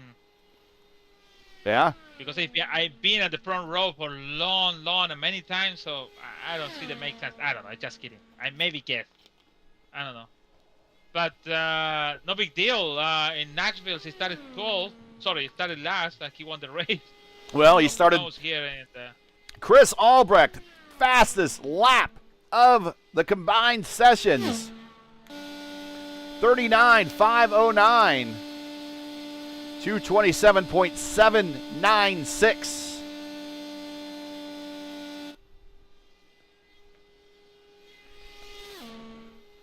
The man on the hot streak in the F5 car sponsoring the F5 qualifying day here at the Brickyard. Looking at a top 6 run, fast 6 run here. 39.587. 227.3. Looking at a good run here, Lewis. He's good fast. More fast than the Chad. Chad did in the second lap 6.15, and he did 5.87 in the second lap. Talking about Chris. Albrecht coming to the white flag. A fast 6 run underway. Let's see what this time is. 6.46. 227.009. All 3 laps in 227.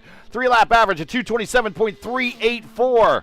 For the guy who started in the first 6 last year, looking to do the same thing this year. Albrecht halfway down the backstretch to complete his run on the north end of the racetrack through turns 3, down the white line, underneath it, into the short chute, down the white line again in turn 4, nice and smooth. The guy that started off the week with a dub in the Dark Horse Racing Series in the DW12, looking to make the Fast 6. 226.8 for a 4-lap average of 227.258. And I believe that's going to take him to the top of the charts and lock him into the top 6 with one driver yet to go. And that is the guy who has been sitting on the provisional pole for a very long time, Brian Blauman. Gabby Gibbs is out. Between Chris and Chad is 30 hundred of a second in different. Crazy thing, Wood and 40 have the same average time, but for 1 mile, even a mile, is just nothing in between the average speed in Wood and 40. So 40 isn't the bubble. And here is Blauman in the Interscope Racing livery of the Flying Hawaiian, Danny Angayas. Last raced here, replacing Scott Brayton in 96. Had a pretty decent run in his final 500. But most of the Flying Hawaiian's career at Indianapolis had to do and it surrounded a lot of vicious wrecks. In fact, a vicious wreck that he did in practice in 87 opened the seat up for Allenser Sr. to take over and get the win, his 4th career win at the 500 in 87. But the Flying Hawaiian, always fast in Indianapolis, never lacking in bravery, that is for sure. And Blauman looking to take his run with a lot of shade going into turn 1, 39.524 on his first lap, 227.7. No. I think so. It just secured the faster Yeah. But it's very slow. Well, not really, but it's slow than Chris. He doesn't need to be faster than Chris. He just needs to get to the top 6. So we can point to Wood or 40. I said 40. Yeah. 600. 227.2. Yeah, it's fast for 56. Yeah, he's only 2 drivers have only done opening. A couple drivers, actually, I take that back, have done opening laps at 227. But a 3rd lap of a 227 will be something that we've only seen Albrecht do, I believe. So can he put that 3rd lap of a 227 together? Boom, at the line. 6.85. It's a 226.7. Big fall off, but still doing good. 227.2. And that should get him in. If he gets a good lap here, just a solid lap without scrubbing off a lot of speed, he should be able to make the Fast 6 and probably bump out Wood. Oh, he went too low. Whoa. Well, we'll see if he can hold on here. Off of corner number 4, checkered flag in the air. Final run of the Fast 12. 7-11. 7-11. 226.637. 227.101. And that is second fastest. He is definitely locked into the Fast 6. We will see him again next round. Yes, it is. There we go. We'll just do the Fast 6 here. And do we have an order yet for the Fast 6?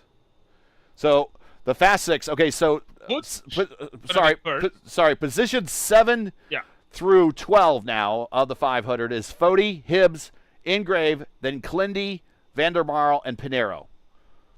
So now we are deciding the top 6, and it's going to be Wood. Yeah. Schold. Owens.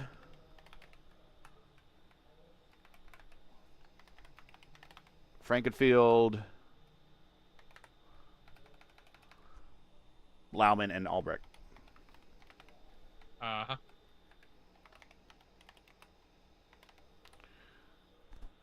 All right. So now we get all those. You good? I think we're good, yeah. Okay. All right. I don't think we have a car on the racetrack yet right now. And so what I want to do is reset my screen here. Kind of an informal night here. And let's get the driver inputs off. Let's get the 4-lap average off. And it's a good time to remind people of the PRI Hoosier 500 coming up this December. Andrew Wood on the racetrack for his Fast 6 attempt. Do we got anyone in the... no, we don't have anyone in the ready room. I thought maybe we'd bring someone up. Andrew Wood asked what Discord we in. We are in ERN. But he's on the racetrack, so he's not going to get that.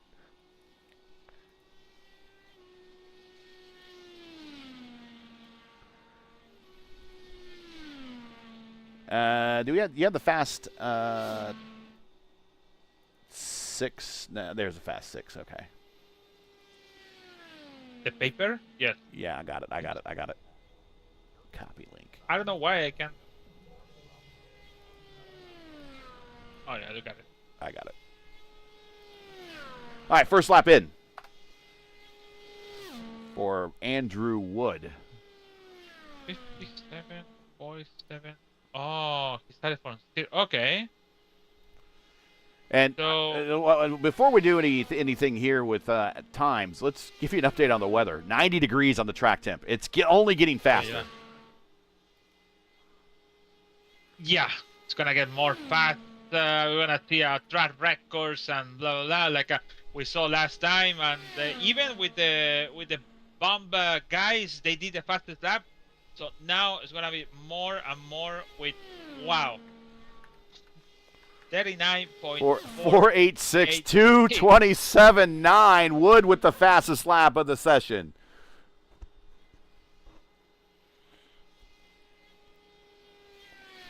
That purple lap speed was not correct. 227.929. Okay.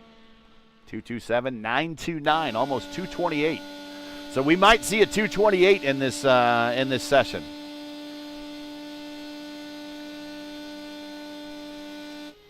Oh, the speed, yeah, sure. Yeah. Could be. 39.599, 227.2 for lap 2 for Andrew Wood.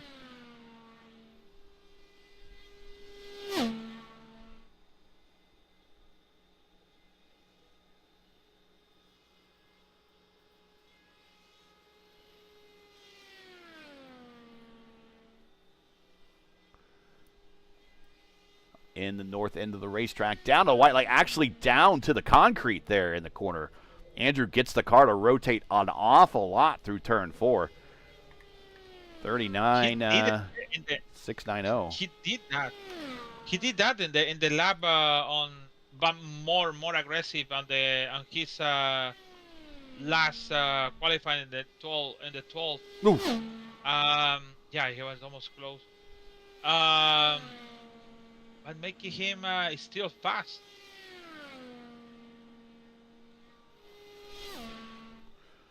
Last lap for Wood, and he could put the car in the barn for a week. But where does he start? Giving plenty of room off the corner, cutting to the inside, staying off the wall, trying to squeeze out every ounce of speed for this last lap, a 6.86. And his fourth lap is actually faster than his third lap. 227.8. Yeah. 226.780 for lap 4 versus a 226.757.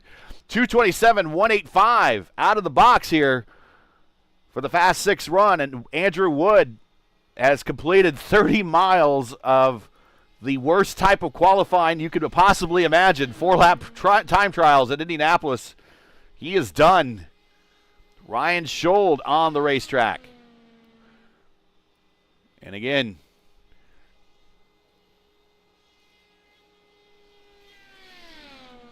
we'll mention this. We got the PRI car out there.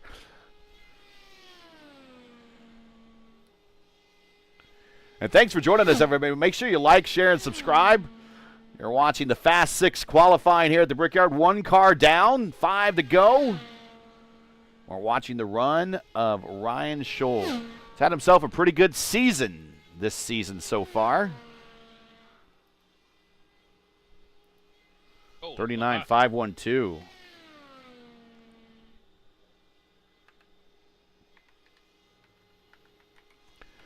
$227.7.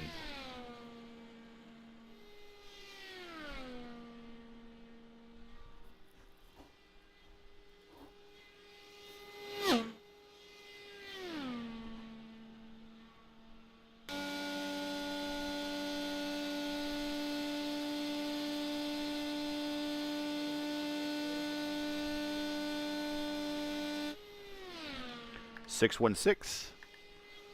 227.1, so big fall off there on that lap too.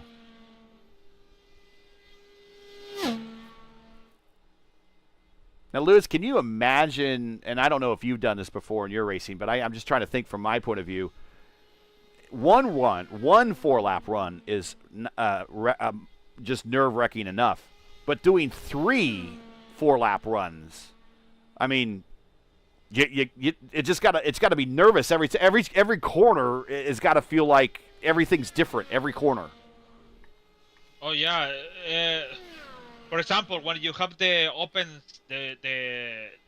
series, the official series, you make one qualifying at whatever 12 in the afternoon, and then you said, "Oh, I'm gonna do it in the morning." So next day, so for 5 days or 4 days in the week, you do qualifying to make laps to get on the top. But here's like I did my first qualifying at 4 p.m. or 5 p.m. or 4 p.m. Now it's like a faster 6, faster 12, and then you have to do it and do it again. So it's really nervous. Actually, it's like you know what? The good thing, the car is still in there, and you're going fast, and also the temperature, the track stuff, it's help you. But if the track is consistent, be hot, it's more stress. Actually, it's more like again, have to do this lap. I'm gonna hit the wall again, or I'm gonna get nervous. So I think the track temperature help you at least something to release that pressure, because at least the car is still in the track and make the laps consistent pretty good though. And we're not lying when we say this is the hardest qualifying in all of sim racing. When you go for the fixed and open Indy 500s in May, you just do your 4 laps, and you are slotted in for your split based upon how other people qualified, not based upon your iRacing that you iRating that you normally get in any other type of iRacing event. You normally are put in splits based upon your iRating. Here for iRacing, your Indy 500 fixed and open, you're put in splits based upon your qualification speed. Unless you don't qualify, and then all those that don't qualify that still want to race, then they're split up by iRating. So no other series really out there right now is doing the Fast 12 and the Fast 6 additional layers on top of doing the top 30.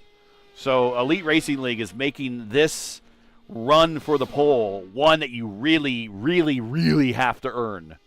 39.491 for lap 1 for Owens.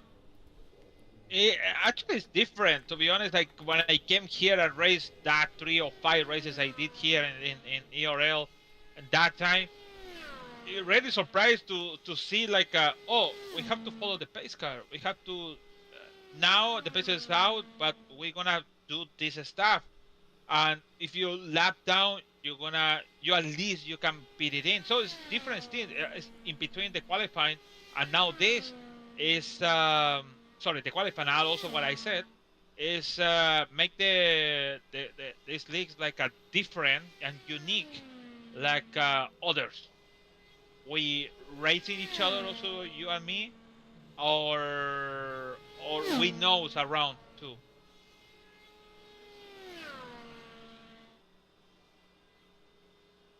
Still Andrew? No, it's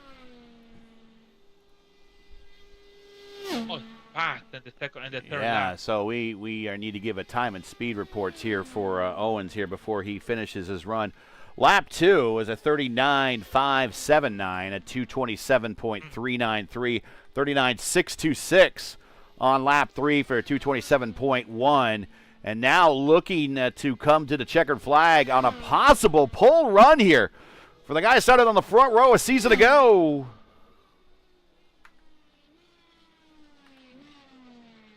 .676, is that what I got? 39.676. 6.76. Yeah. 226.837 with the 4-lap average of 227.3, and that is on the pole. It's on the pole, Jordan Owens now. Here's Chad, former pole sitter here, sat on the been on the front row 3 times. Former winner. Would love to get on the pole or front row again one more time. He's had a lot of bad luck this season. But he brings his A game for Indianapolis, as most drivers do. 5.23. 227.7. Not as fast as Owens. Not as fast as Schuld. Not even as fast as Wood, but still a good opening lap. Maybe if he's saving his tires a little bit, maybe he can make a more consistent run. We'll see.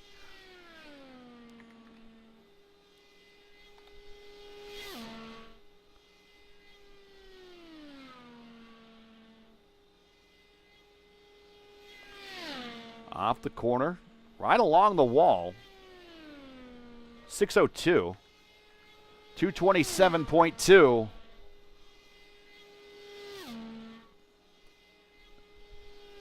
With a 227.4. I'm not so sure about this run right now. I'm not sure this is a front row run. This might be Chad putting himself in row 2.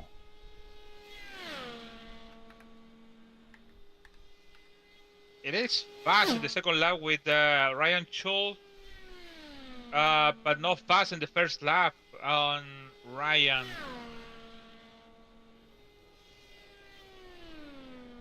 .632. 227.089. 227.089 for lap 3. 227.355 is a 3-lap average. It is fast for 4,000 over the Ryan Schuld on there. Talking about the first row, the front row. I think this is going to be a run for P4 at the very best right now. But still, a number of drivers have won the Indy 500 from the 4th starting spot. And run is done for Frankenfield. 6.74. 226.8 for a 4-lap average of 227.228. So 227, 228. And that puts him just ahead of Schuld. So right now he is on the front row.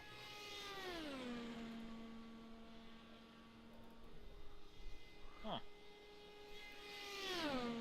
Yeah, he's on the front row. He's ahead of Schuld. 227.2. I thought maybe that he survived. I thought it was maybe a second row run, but looking good. I thought it was gonna be third. But I think what we were talking about is he maybe just was a little bit more conservative on his tires. Here's Blauman, who sat on the provisional pole for the entire top 30.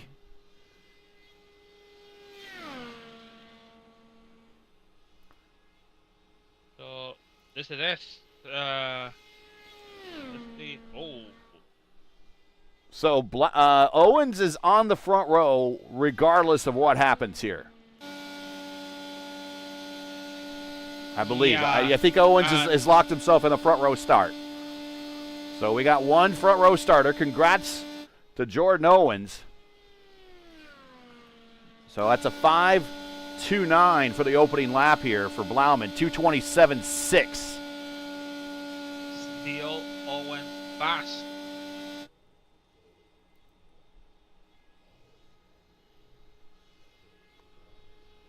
Oh, 39.614. I think the track is not about, it's 88 now, but because it's the sun take in the track, kind of a little bit more difficult.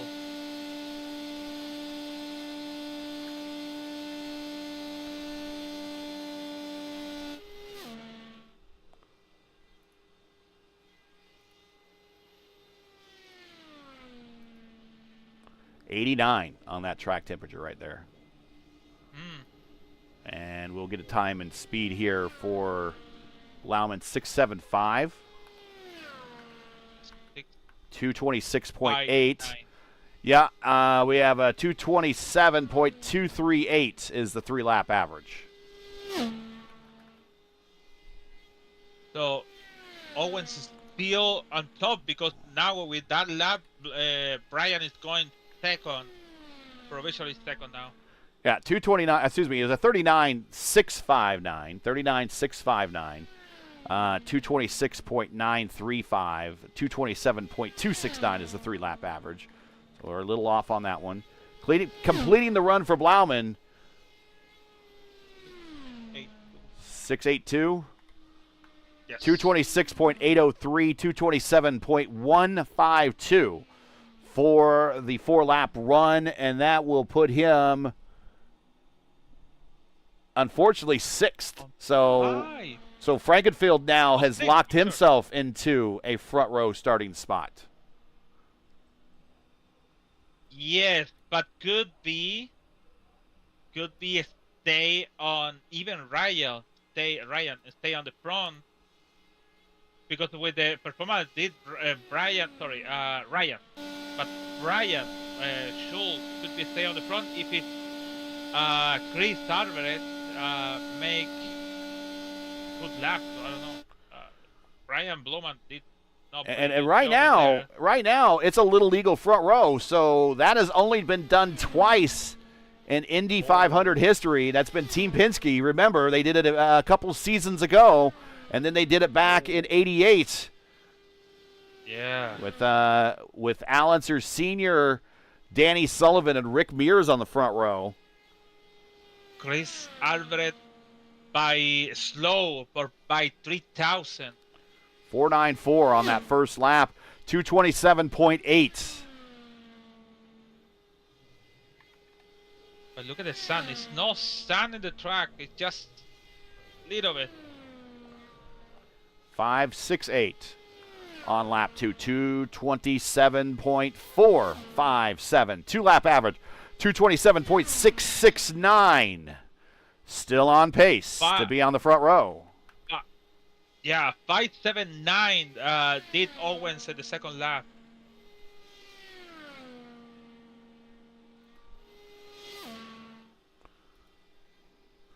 Through the north end of the racetrack, down to the white line. One more lap to go for Chris Albrecht. What is the time and speed report for this lap? 6.34, 227.078. 227.078, just a little bit slower than Frankenfeld's lap. Looking good for Owens. Looking super, super good for Owens to get the pole in the Indy 500. Albrecht one more time to turn 3, down to the white line. Off the corner through the north end of the racetrack, back down to the white line through 3 and 4. He might be looking at a front row spot, but it might not be a pole run. but it's going to be a better start than what he had last year and a great end to his week here at Indianapolis. 6.58.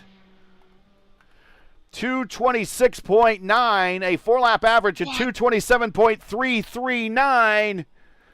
And he is your pole sitter here it is, your pole sitter, 227.314, Chris Albrecht. Jordan Owens, 227.313. That's tenths, hundredths, thousandths, 1/1000th of a mile of an hour. Man, just for 1,000. Sorry, for 2,000 of a second. And he got the pole, and he snuck it out, and he is going to be your pole sitter for the 15th running of the Rebilas Photography Indianapolis 500. Your front row will be Chris Albrecht, Jordan Owens, and Chad Frankenfeld. Row 2 will be Ryan Schold, Andrew Wood, and Brian Blauman. Wow. I didn't count it like be a pole, man. At all. I thought it was gonna be like it's gonna make like a 6, 7 something, and yeah, gone. But he continued with a good lap, and he did a good lap in there. I think I don't want to say the condition of weather helped, but it was a good lap on the end. I think the lap 4 was the pole for him. Definitely, because he was slow in the first, second, and third, but he gained on the fourth one for 200 or something like that. Do we have a document of qualifying everything? I want to give a. Do we have that yet? Yes, we do. No, we don't. Let me see. No. No. We don't. But you have to go. Okay. So by you're 7 down and then done. Okay, so we'll do this. Your front row is Chris Albrecht, Jordan Owens, Chad Frankenfeld. Row 2, Ryan Schold, Andrew Wood, Brian Blauman. Then row 3, Tyler Fode, Gavin Hibbs, and Hunter Ingrave. Row 4 is Clindy, Justin Vandermarl, and Adriano Pinheiro. And then we go back to 13th starting spot, which is Trey Edson, Hunter Smith, Matt Wagner. That's in row 5. Row 6 is a Leighton Norgard, R.C. Anderson, and Michael Hosick. Row 7 is Trey Holmes, A.J. Hobson, and Jonathan Cutlip. Row 8 is Bailey Mills, Takeshi Kidda, and Colin Heil. Row 9 is Victor Aldrich, Ethan Stanley, and Nige Camargo. Row 10 is Jacob Adams, Seb Alexander, and Shane Coker. And then row 11, the last row, Josh Adams, James Watson, and Edson Toole. And they are lining up on the front row here for the start-finish line for a front row photo opportunity. But we will take a look here in the interview room. No, not yet. Not yet. Do you want? No, because I take a picture. Do you want these 3 guys on the waiting room? Yeah, they said the front. I said the front row should report to. Yeah.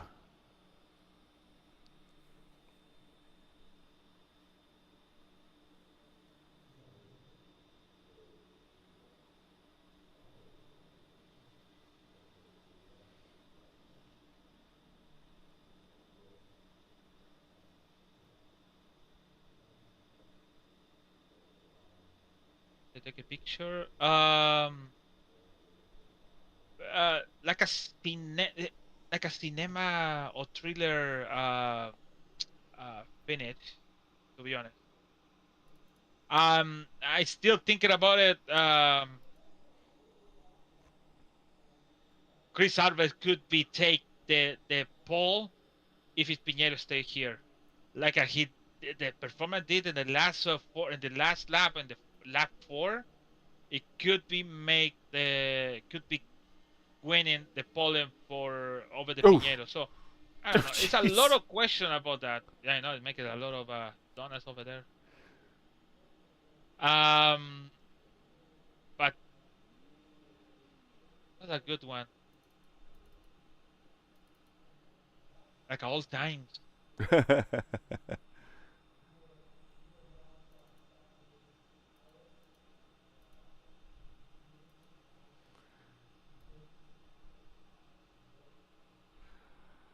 All right. There we go. Shot there. Is it the way room? All right.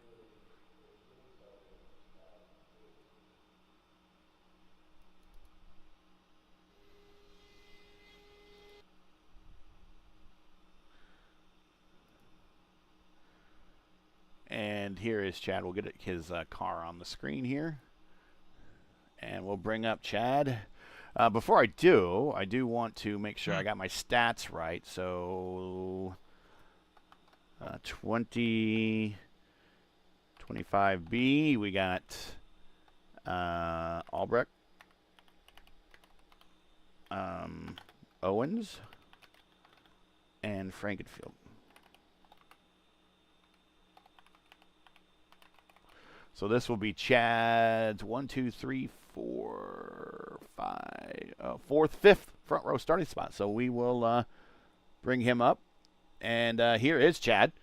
5th career front row starting spot here for the Rebilas Photography Indianapolis 500. First of all, let's talk about the added challenge of not only fighting through a fast 12 round, but then going into a fast 6. 3 attempts to run for the pole. How was that on the nerves? And then how were the runs in general when you were out there with the ever-changing conditions? Because when you went last there in the last run, conditions were way different from maybe how you ran attempt number 2 during the fast 12. Yeah, I mean, it was definitely a little different, but just a lot more grip. We were able to be a lot more aggressive on the tools. Like way more aggressive, and probably could have been way more aggressive in round 1 as well. But yeah, I mean, it just was a matter of just more and more and more grip, and that's what it came down to more than anything else. Starting up front, how you feel about the upcoming race now? You're actually are the defending champion of this specific race from a year ago. How are you feeling? How much practice have you put in? I mean, you're going to have teammates out there to help you.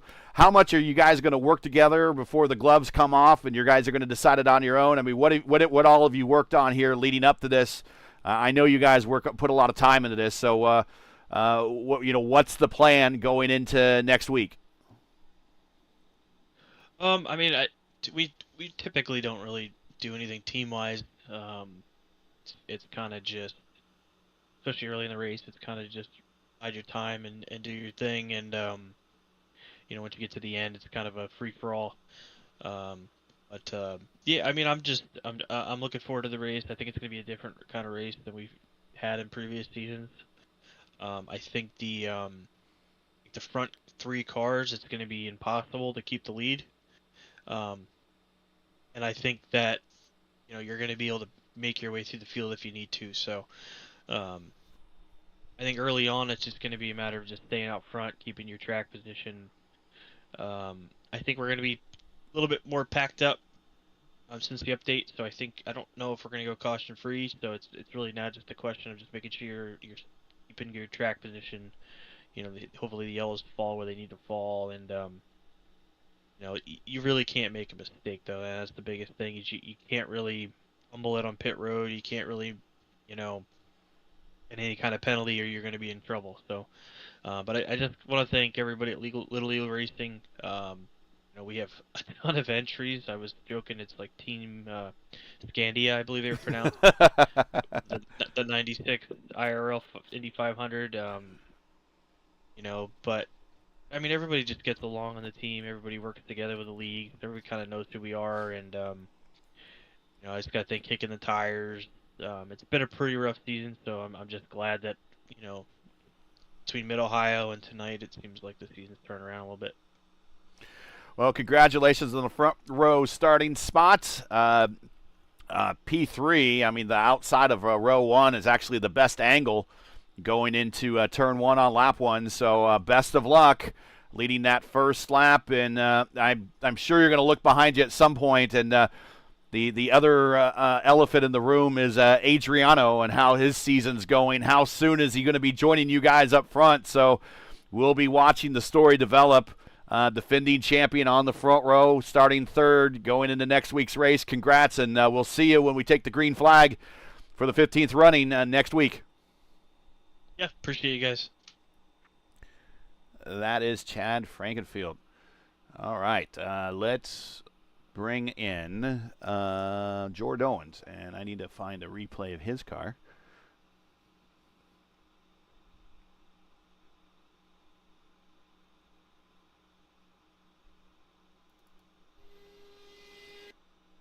There we go. And we will bring him up now. And here is Jordan. Hey, second career front row starting spot here at the Brickyard. What makes this place, fast for you? Is it just you like Indy a lot, so smooth? I mean, you have a really good record, at least starting high up here. What is it? I might disappoint you guys if I tell you I'm actually not the biggest Indy fan, but I mean, shame on you. Right? Yeah, no, I'm going to take a lot of flack for that one. But no, just a lot of it, it's all about focusing on very minute details to hit your apexes just right and very little steering input. I'm pretty good at being able to do that for a condensed period of time. And, the weight jacker stuff's all over the place. I'm pretty sure everyone was doing something different tonight. So that doesn't really mean much. You just find what works for you and make it happen. Pretty cool to be on the front row again, though. I can't complain about that. What's the plan for the race next week? You've started up front before. You kind of know what's going, but the last time you started up front, you kind of made a not a gradual fade, but a fade to the back, and you kind of, I think you finished in the middle of the top 10 for that race. Did you learn anything from that race that maybe that you said, well, if I could do it better this time, I want to do it this way? Are you gonna approach this 500 any different from the one that you started in the front row from 2 seasons ago? Yeah, Gary, you pretty much read my mind. I think I finished like 8th, and I was like top 5 the first 100 laps, and then when we had a caution, I could not pass. So, it was a great finish for the season, and I do this for the points more so than necessarily, trying to win everything. I'd rather finish up front than wreck trying to win. But I know you guys have probably seen it, all these longer, the 500-mile races, I'm always fuel-saving strategy and kind of just riding around, and I'll pop up in the top 5 or 6, at the end. I don't know. I've got to sit down and try and figure out what some good strategies are, because I know there's like 6 or 7 different options, but I definitely want to try and do something more aggressive, like very against my style, I guess I should say. Mm-hmm. So, we'll see what's going to happen, but I'd be willing to bet money I'm going to be doing an extra pit stop compared to last season I ran, I guess I should say. Last fall. There we go. Well, you're right. In the 500-mile race that we had earlier this year at Pocono, you started, 14th, and you finished 6th. So kind of took a bit of a different approach there. There's a lot of similarities between Indianapolis and Pocono, so maybe go back and watch the tape from that one and see what you did. And I always say that the more experience you get, iron sharpens iron. You'll probably find something out and find a better performance here. But another front row starting spot. You got to feel pretty good about that. That really gets you ahead of much of the competition. You got a teammate up there who we kind of hope is going to give you a little extra room on that first lap, so you guys can make it through that first lap and then go racing. But you always got to be looking in the mirror. And I was telling Chad this: the elephant in the room is Adriano now is all behind you guys. And much like at Pocono, where he started 33rd and got the win, he's only starting 13th here. He's going to be joining you guys sooner rather than later. So maybe another strategy in the books is maybe do what Adriano does.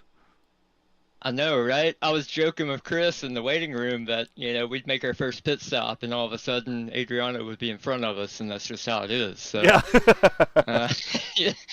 I wish I could do the things he does, but I don't know. Like I say, we'll see what we end up with, but I'm hoping to be a little bit more aggressive and try and, not necessarily. I'm not talking aggressive on the track, more so aggressive with my strategy and fuel save. Yeah.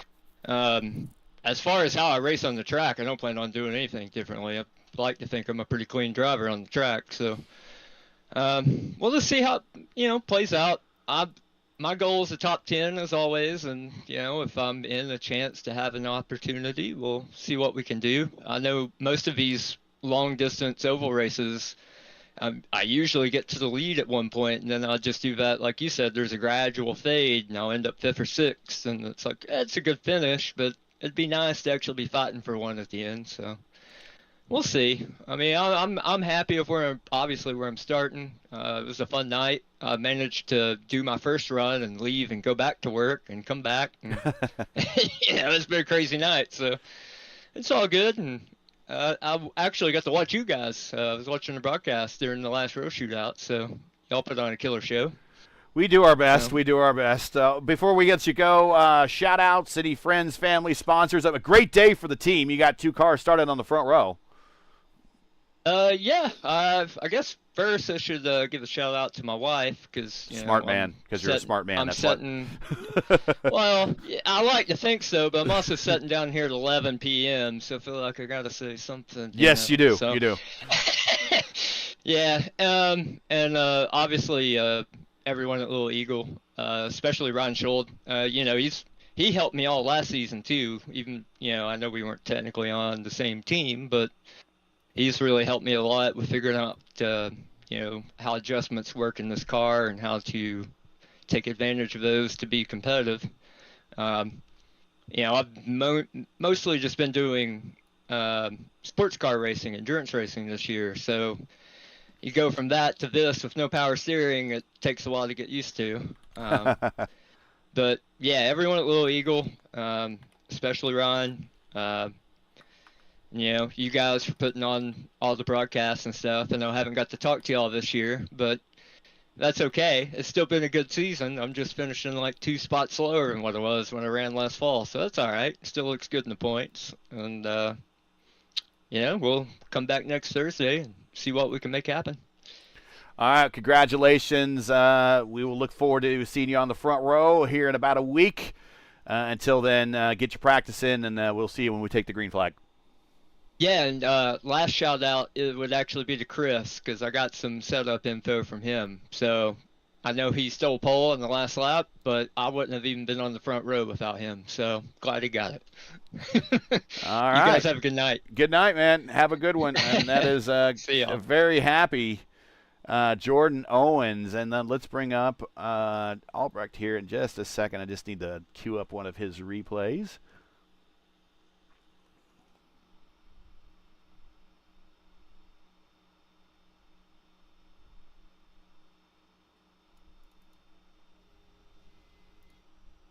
There we go. And we'll do that. And then we'll bring up Chris here. Well, now, the week continues to be pretty good for you. Win on Sunday, a pole on Thursday. I don't even want to ask you what you're thinking ahead for. You're probably not. But F5 qualification day, the F5 car on the pole. It's all kind of coming up Chris Albrecht right now. Well, I'm over the moon. I did not have this expectation for myself, so Yeah, I don't know. I guess I captured lightning in a bottle for this week, so I'll take it. That's super cool. Talk about that final run. You kind of had to work for it, and those last 2 laps. At one point, we were looking and we're like, well, he's trending for the front row, but not the pole. And then all of a sudden, boom, right to the pole.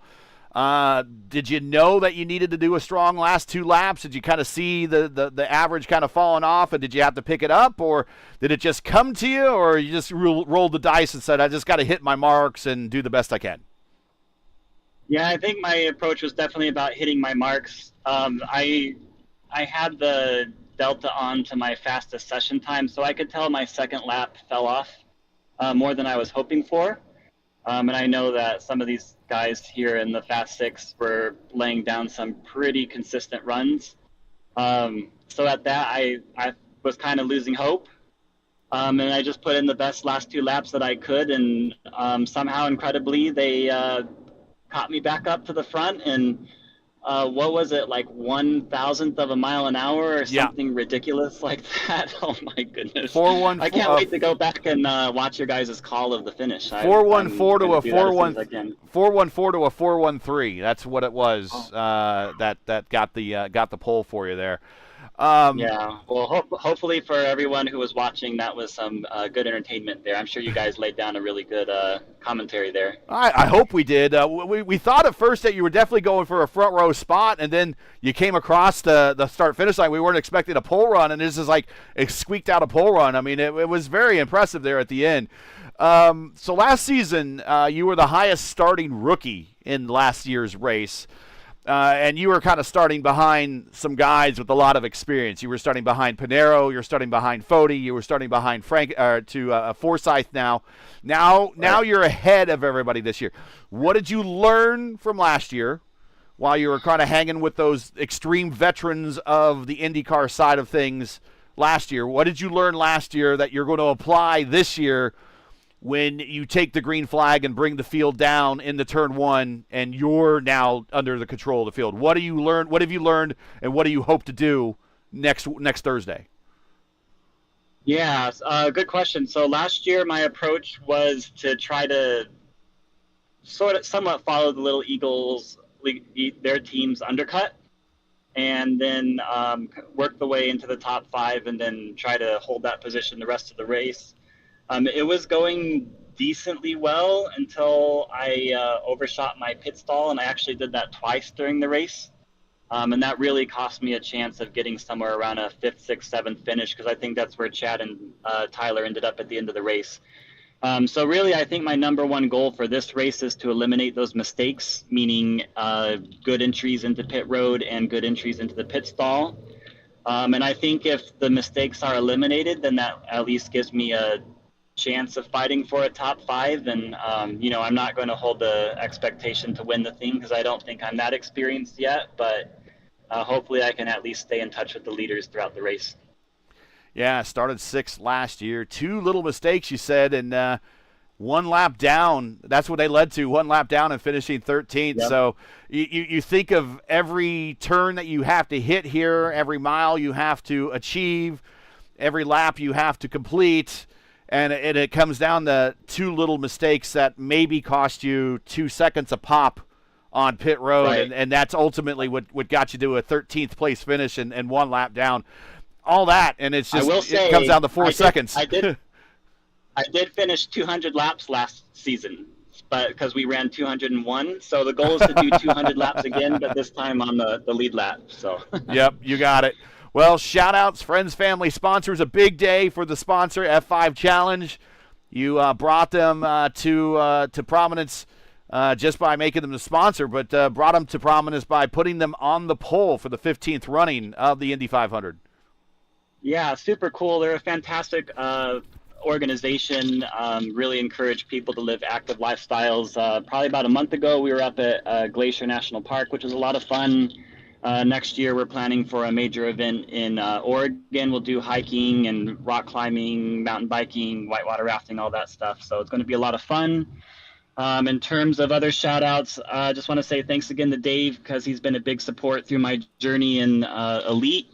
I'm really appreciative of that. And then all these guys in the series, I'm becoming friends with them and getting to race with them more often, and it's just been a thrill. So shout out to really everyone that I've rubbed shoulders with here in the last year. Well, he starts 6th last year right. and improves better to the pole position this year. Congratulations, Chris. We will see you when you bring the field to green a week from today here in Indianapolis. Congrats, please. Sounds good. Thanks so much. I know. See you next I Thursday. know. Don't crash because we know you're driving now. So please don't crash. Okay. I'll try to keep all 4 wheels on the road. No, but I said in real life because we I can just hear parked. you. I just parked. I'm all good Okay. now. So thanks. That's better. That's better. All right, take care, Chris. All right. Take care. Thanks. He's actually out on the real road right now, meeting some friends for a little late night celebration. Chris Albrecht, your pole sitter. His pole time, just to remind everybody, a speed of 227, a 4-lap average of 227.3. Excuse me, that's not right. Yeah, it is 227.316. 313. 227.313. No, that's not right. Why do they keep changing things on me here? So, I go back to the Fast 6 start time, and it says Jordan Owens on the pole. So maybe Jordan Owens did win the pole. No, it was a 227, 313 to 314. That was the difference in time. So that is your pole sitter, to Chris Albrecht. Lewis, another pole day in the books here. And the great thing, when we look back at the history of pole day here at the Brickyard and in the Elite Racing League, you go back and it's Frankenfeld and Bennett, and then we got Demerit and Trano start showing up, and then we start seeing Pinheiro and Maleczka a lot, and then we have kind of Brophy, kind of for the first time in a long time, no Pinheiro on the front row, no driver that we have another driver that admittedly doesn't have a lot of experience in the car, but is learning a lot, and he gets their second career front row starting spot here, but they're still kind of learning the car as well. And then you have a real big veteran of the car, Frankenfeld, on the front row. So there's a little bit of everything kind of here on the front row that we haven't seen in the past. In the past, it's really been experience matters. It doesn't seem to be so much that way this time. It's more about being smooth and bringing the car home and being consistent over the course of your 10-mile run. That's what it's good to have a teammate, because one of them can catch and can help you and have the key to win the race or have the pole position, but like Chris did today. I checking since 2022A, the only one repeat and winning by 2 times is Robert Maleczka in 2022B and 2023 season. So since that, after Brophy won the pole and Benci won the race, Adriano won the pole, Chad won the race, Adriano won the pole again, Akabueze won the race, and today Chris Average won the race, won the pole, but who knows when I win the race. So it's a mix of stuff. So they already did I don't want to say let's put it this. They already did the easy job, because make the laps, pull in your spot in the race, and the Indy 500 it's not easy, but it's basically the easy part. To going to the hard part is when you're going to the Indy 500, because it's 200 laps for 2, 3, or maybe a little more, 3.5 hours more. I know it's kind of crazy to say it's easy part, because the hard part is the Indy 500. Again, the strategy, when you're coming in, when you're coming out, don't get involved in wrecks. What else? try to don't get involved with your teammate. Strategy with your teammate. When you're coming in, when you're coming out. Don't speed in a pit road like has happened with Jasper Orman 2 times. I remember. What else? Some black flag, or maybe even some issue with your setup or something like that in the real life.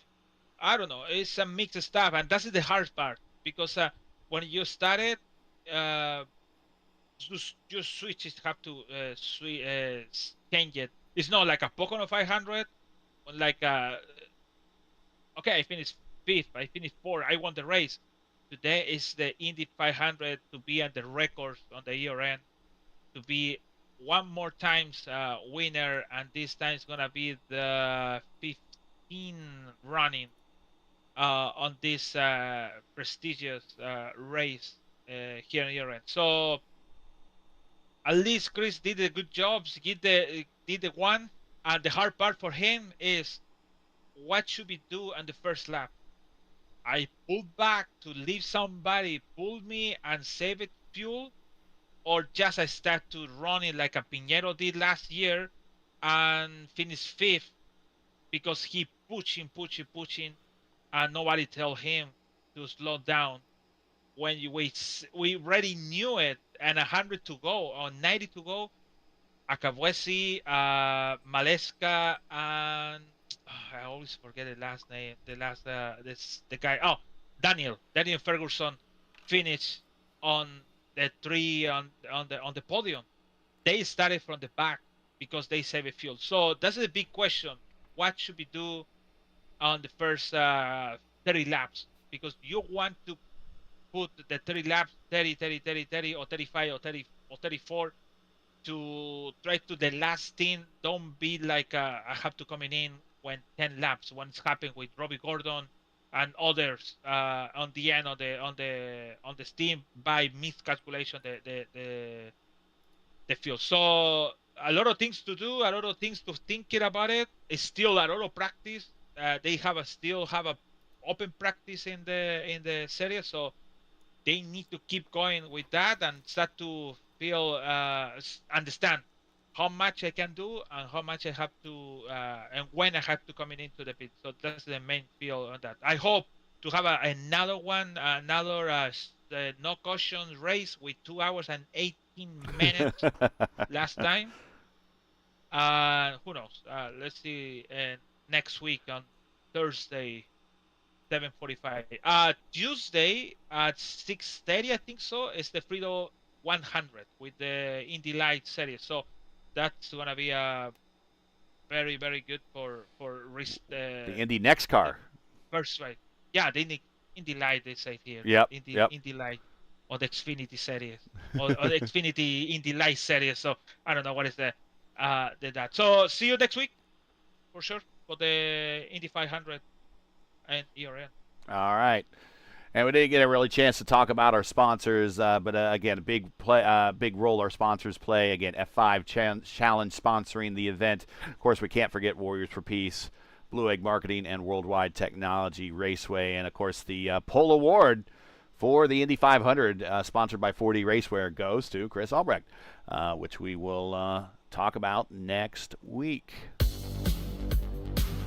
That's it for tonight. Once again, your front row for next week's Indy 500. Chris Albrecht on the pole, Jordan Owens in the middle, Chad Frankenfeld looking to repeat on the outside. That is your top 3. Join us next week when these 33 cars scream to life with 33 of the best open wheel sim racers on the entire planet. They take the green flag for the 15th running of the Rebilas Photography Indianapolis 500. Coverage and pre-race ceremony starts at 7:45 p.m. Eastern Time. Again, that's 7:45 p.m. Eastern. And you can find everything right here at YouTube at youtube.com. Just search Elite Racing Network. Now, as you know, the YouTube algorithm game is not easy, so please help support ERN with the weekly grind.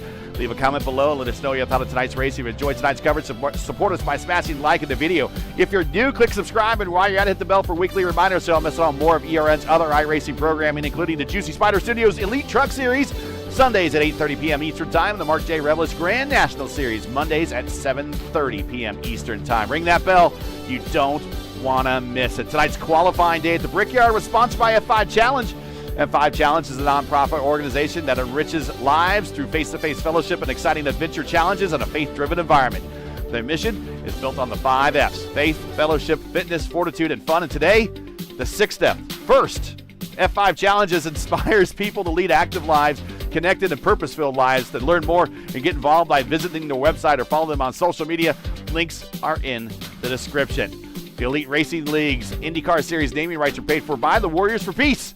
Warriors for Peace is an Indianapolis-based nonprofit organization working to end violence and inspire peaceful change, founded in memory of Jack Shockley to support youth through scholarships, mentoring, and community programs. To learn more and to support their mission, visit their webpage at warriorsforpeace.org or follow one of their socials today. All the links you need are in the description. We want to thank Warriors for Peace for their continued support of this signature series.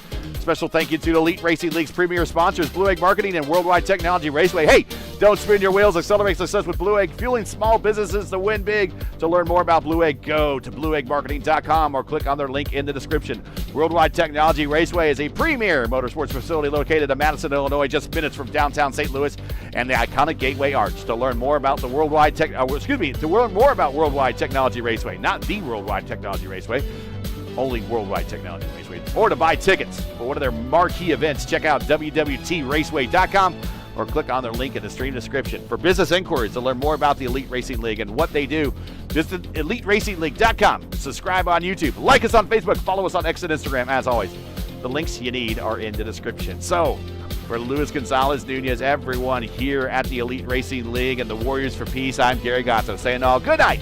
And thanks for watching. And the lower men and women serving in the military and as first responders, Godspeed, God bless, and come home safe. Catch us again next week right here in Indianapolis when the points no longer matter and it's all about getting the win. And the biggest prize in the Elite Racing League, again, is up for grabs. And the next race up, the Elite Racing League's Warriors for Peace IndyCar Series right here at Indianapolis. Good night, everybody.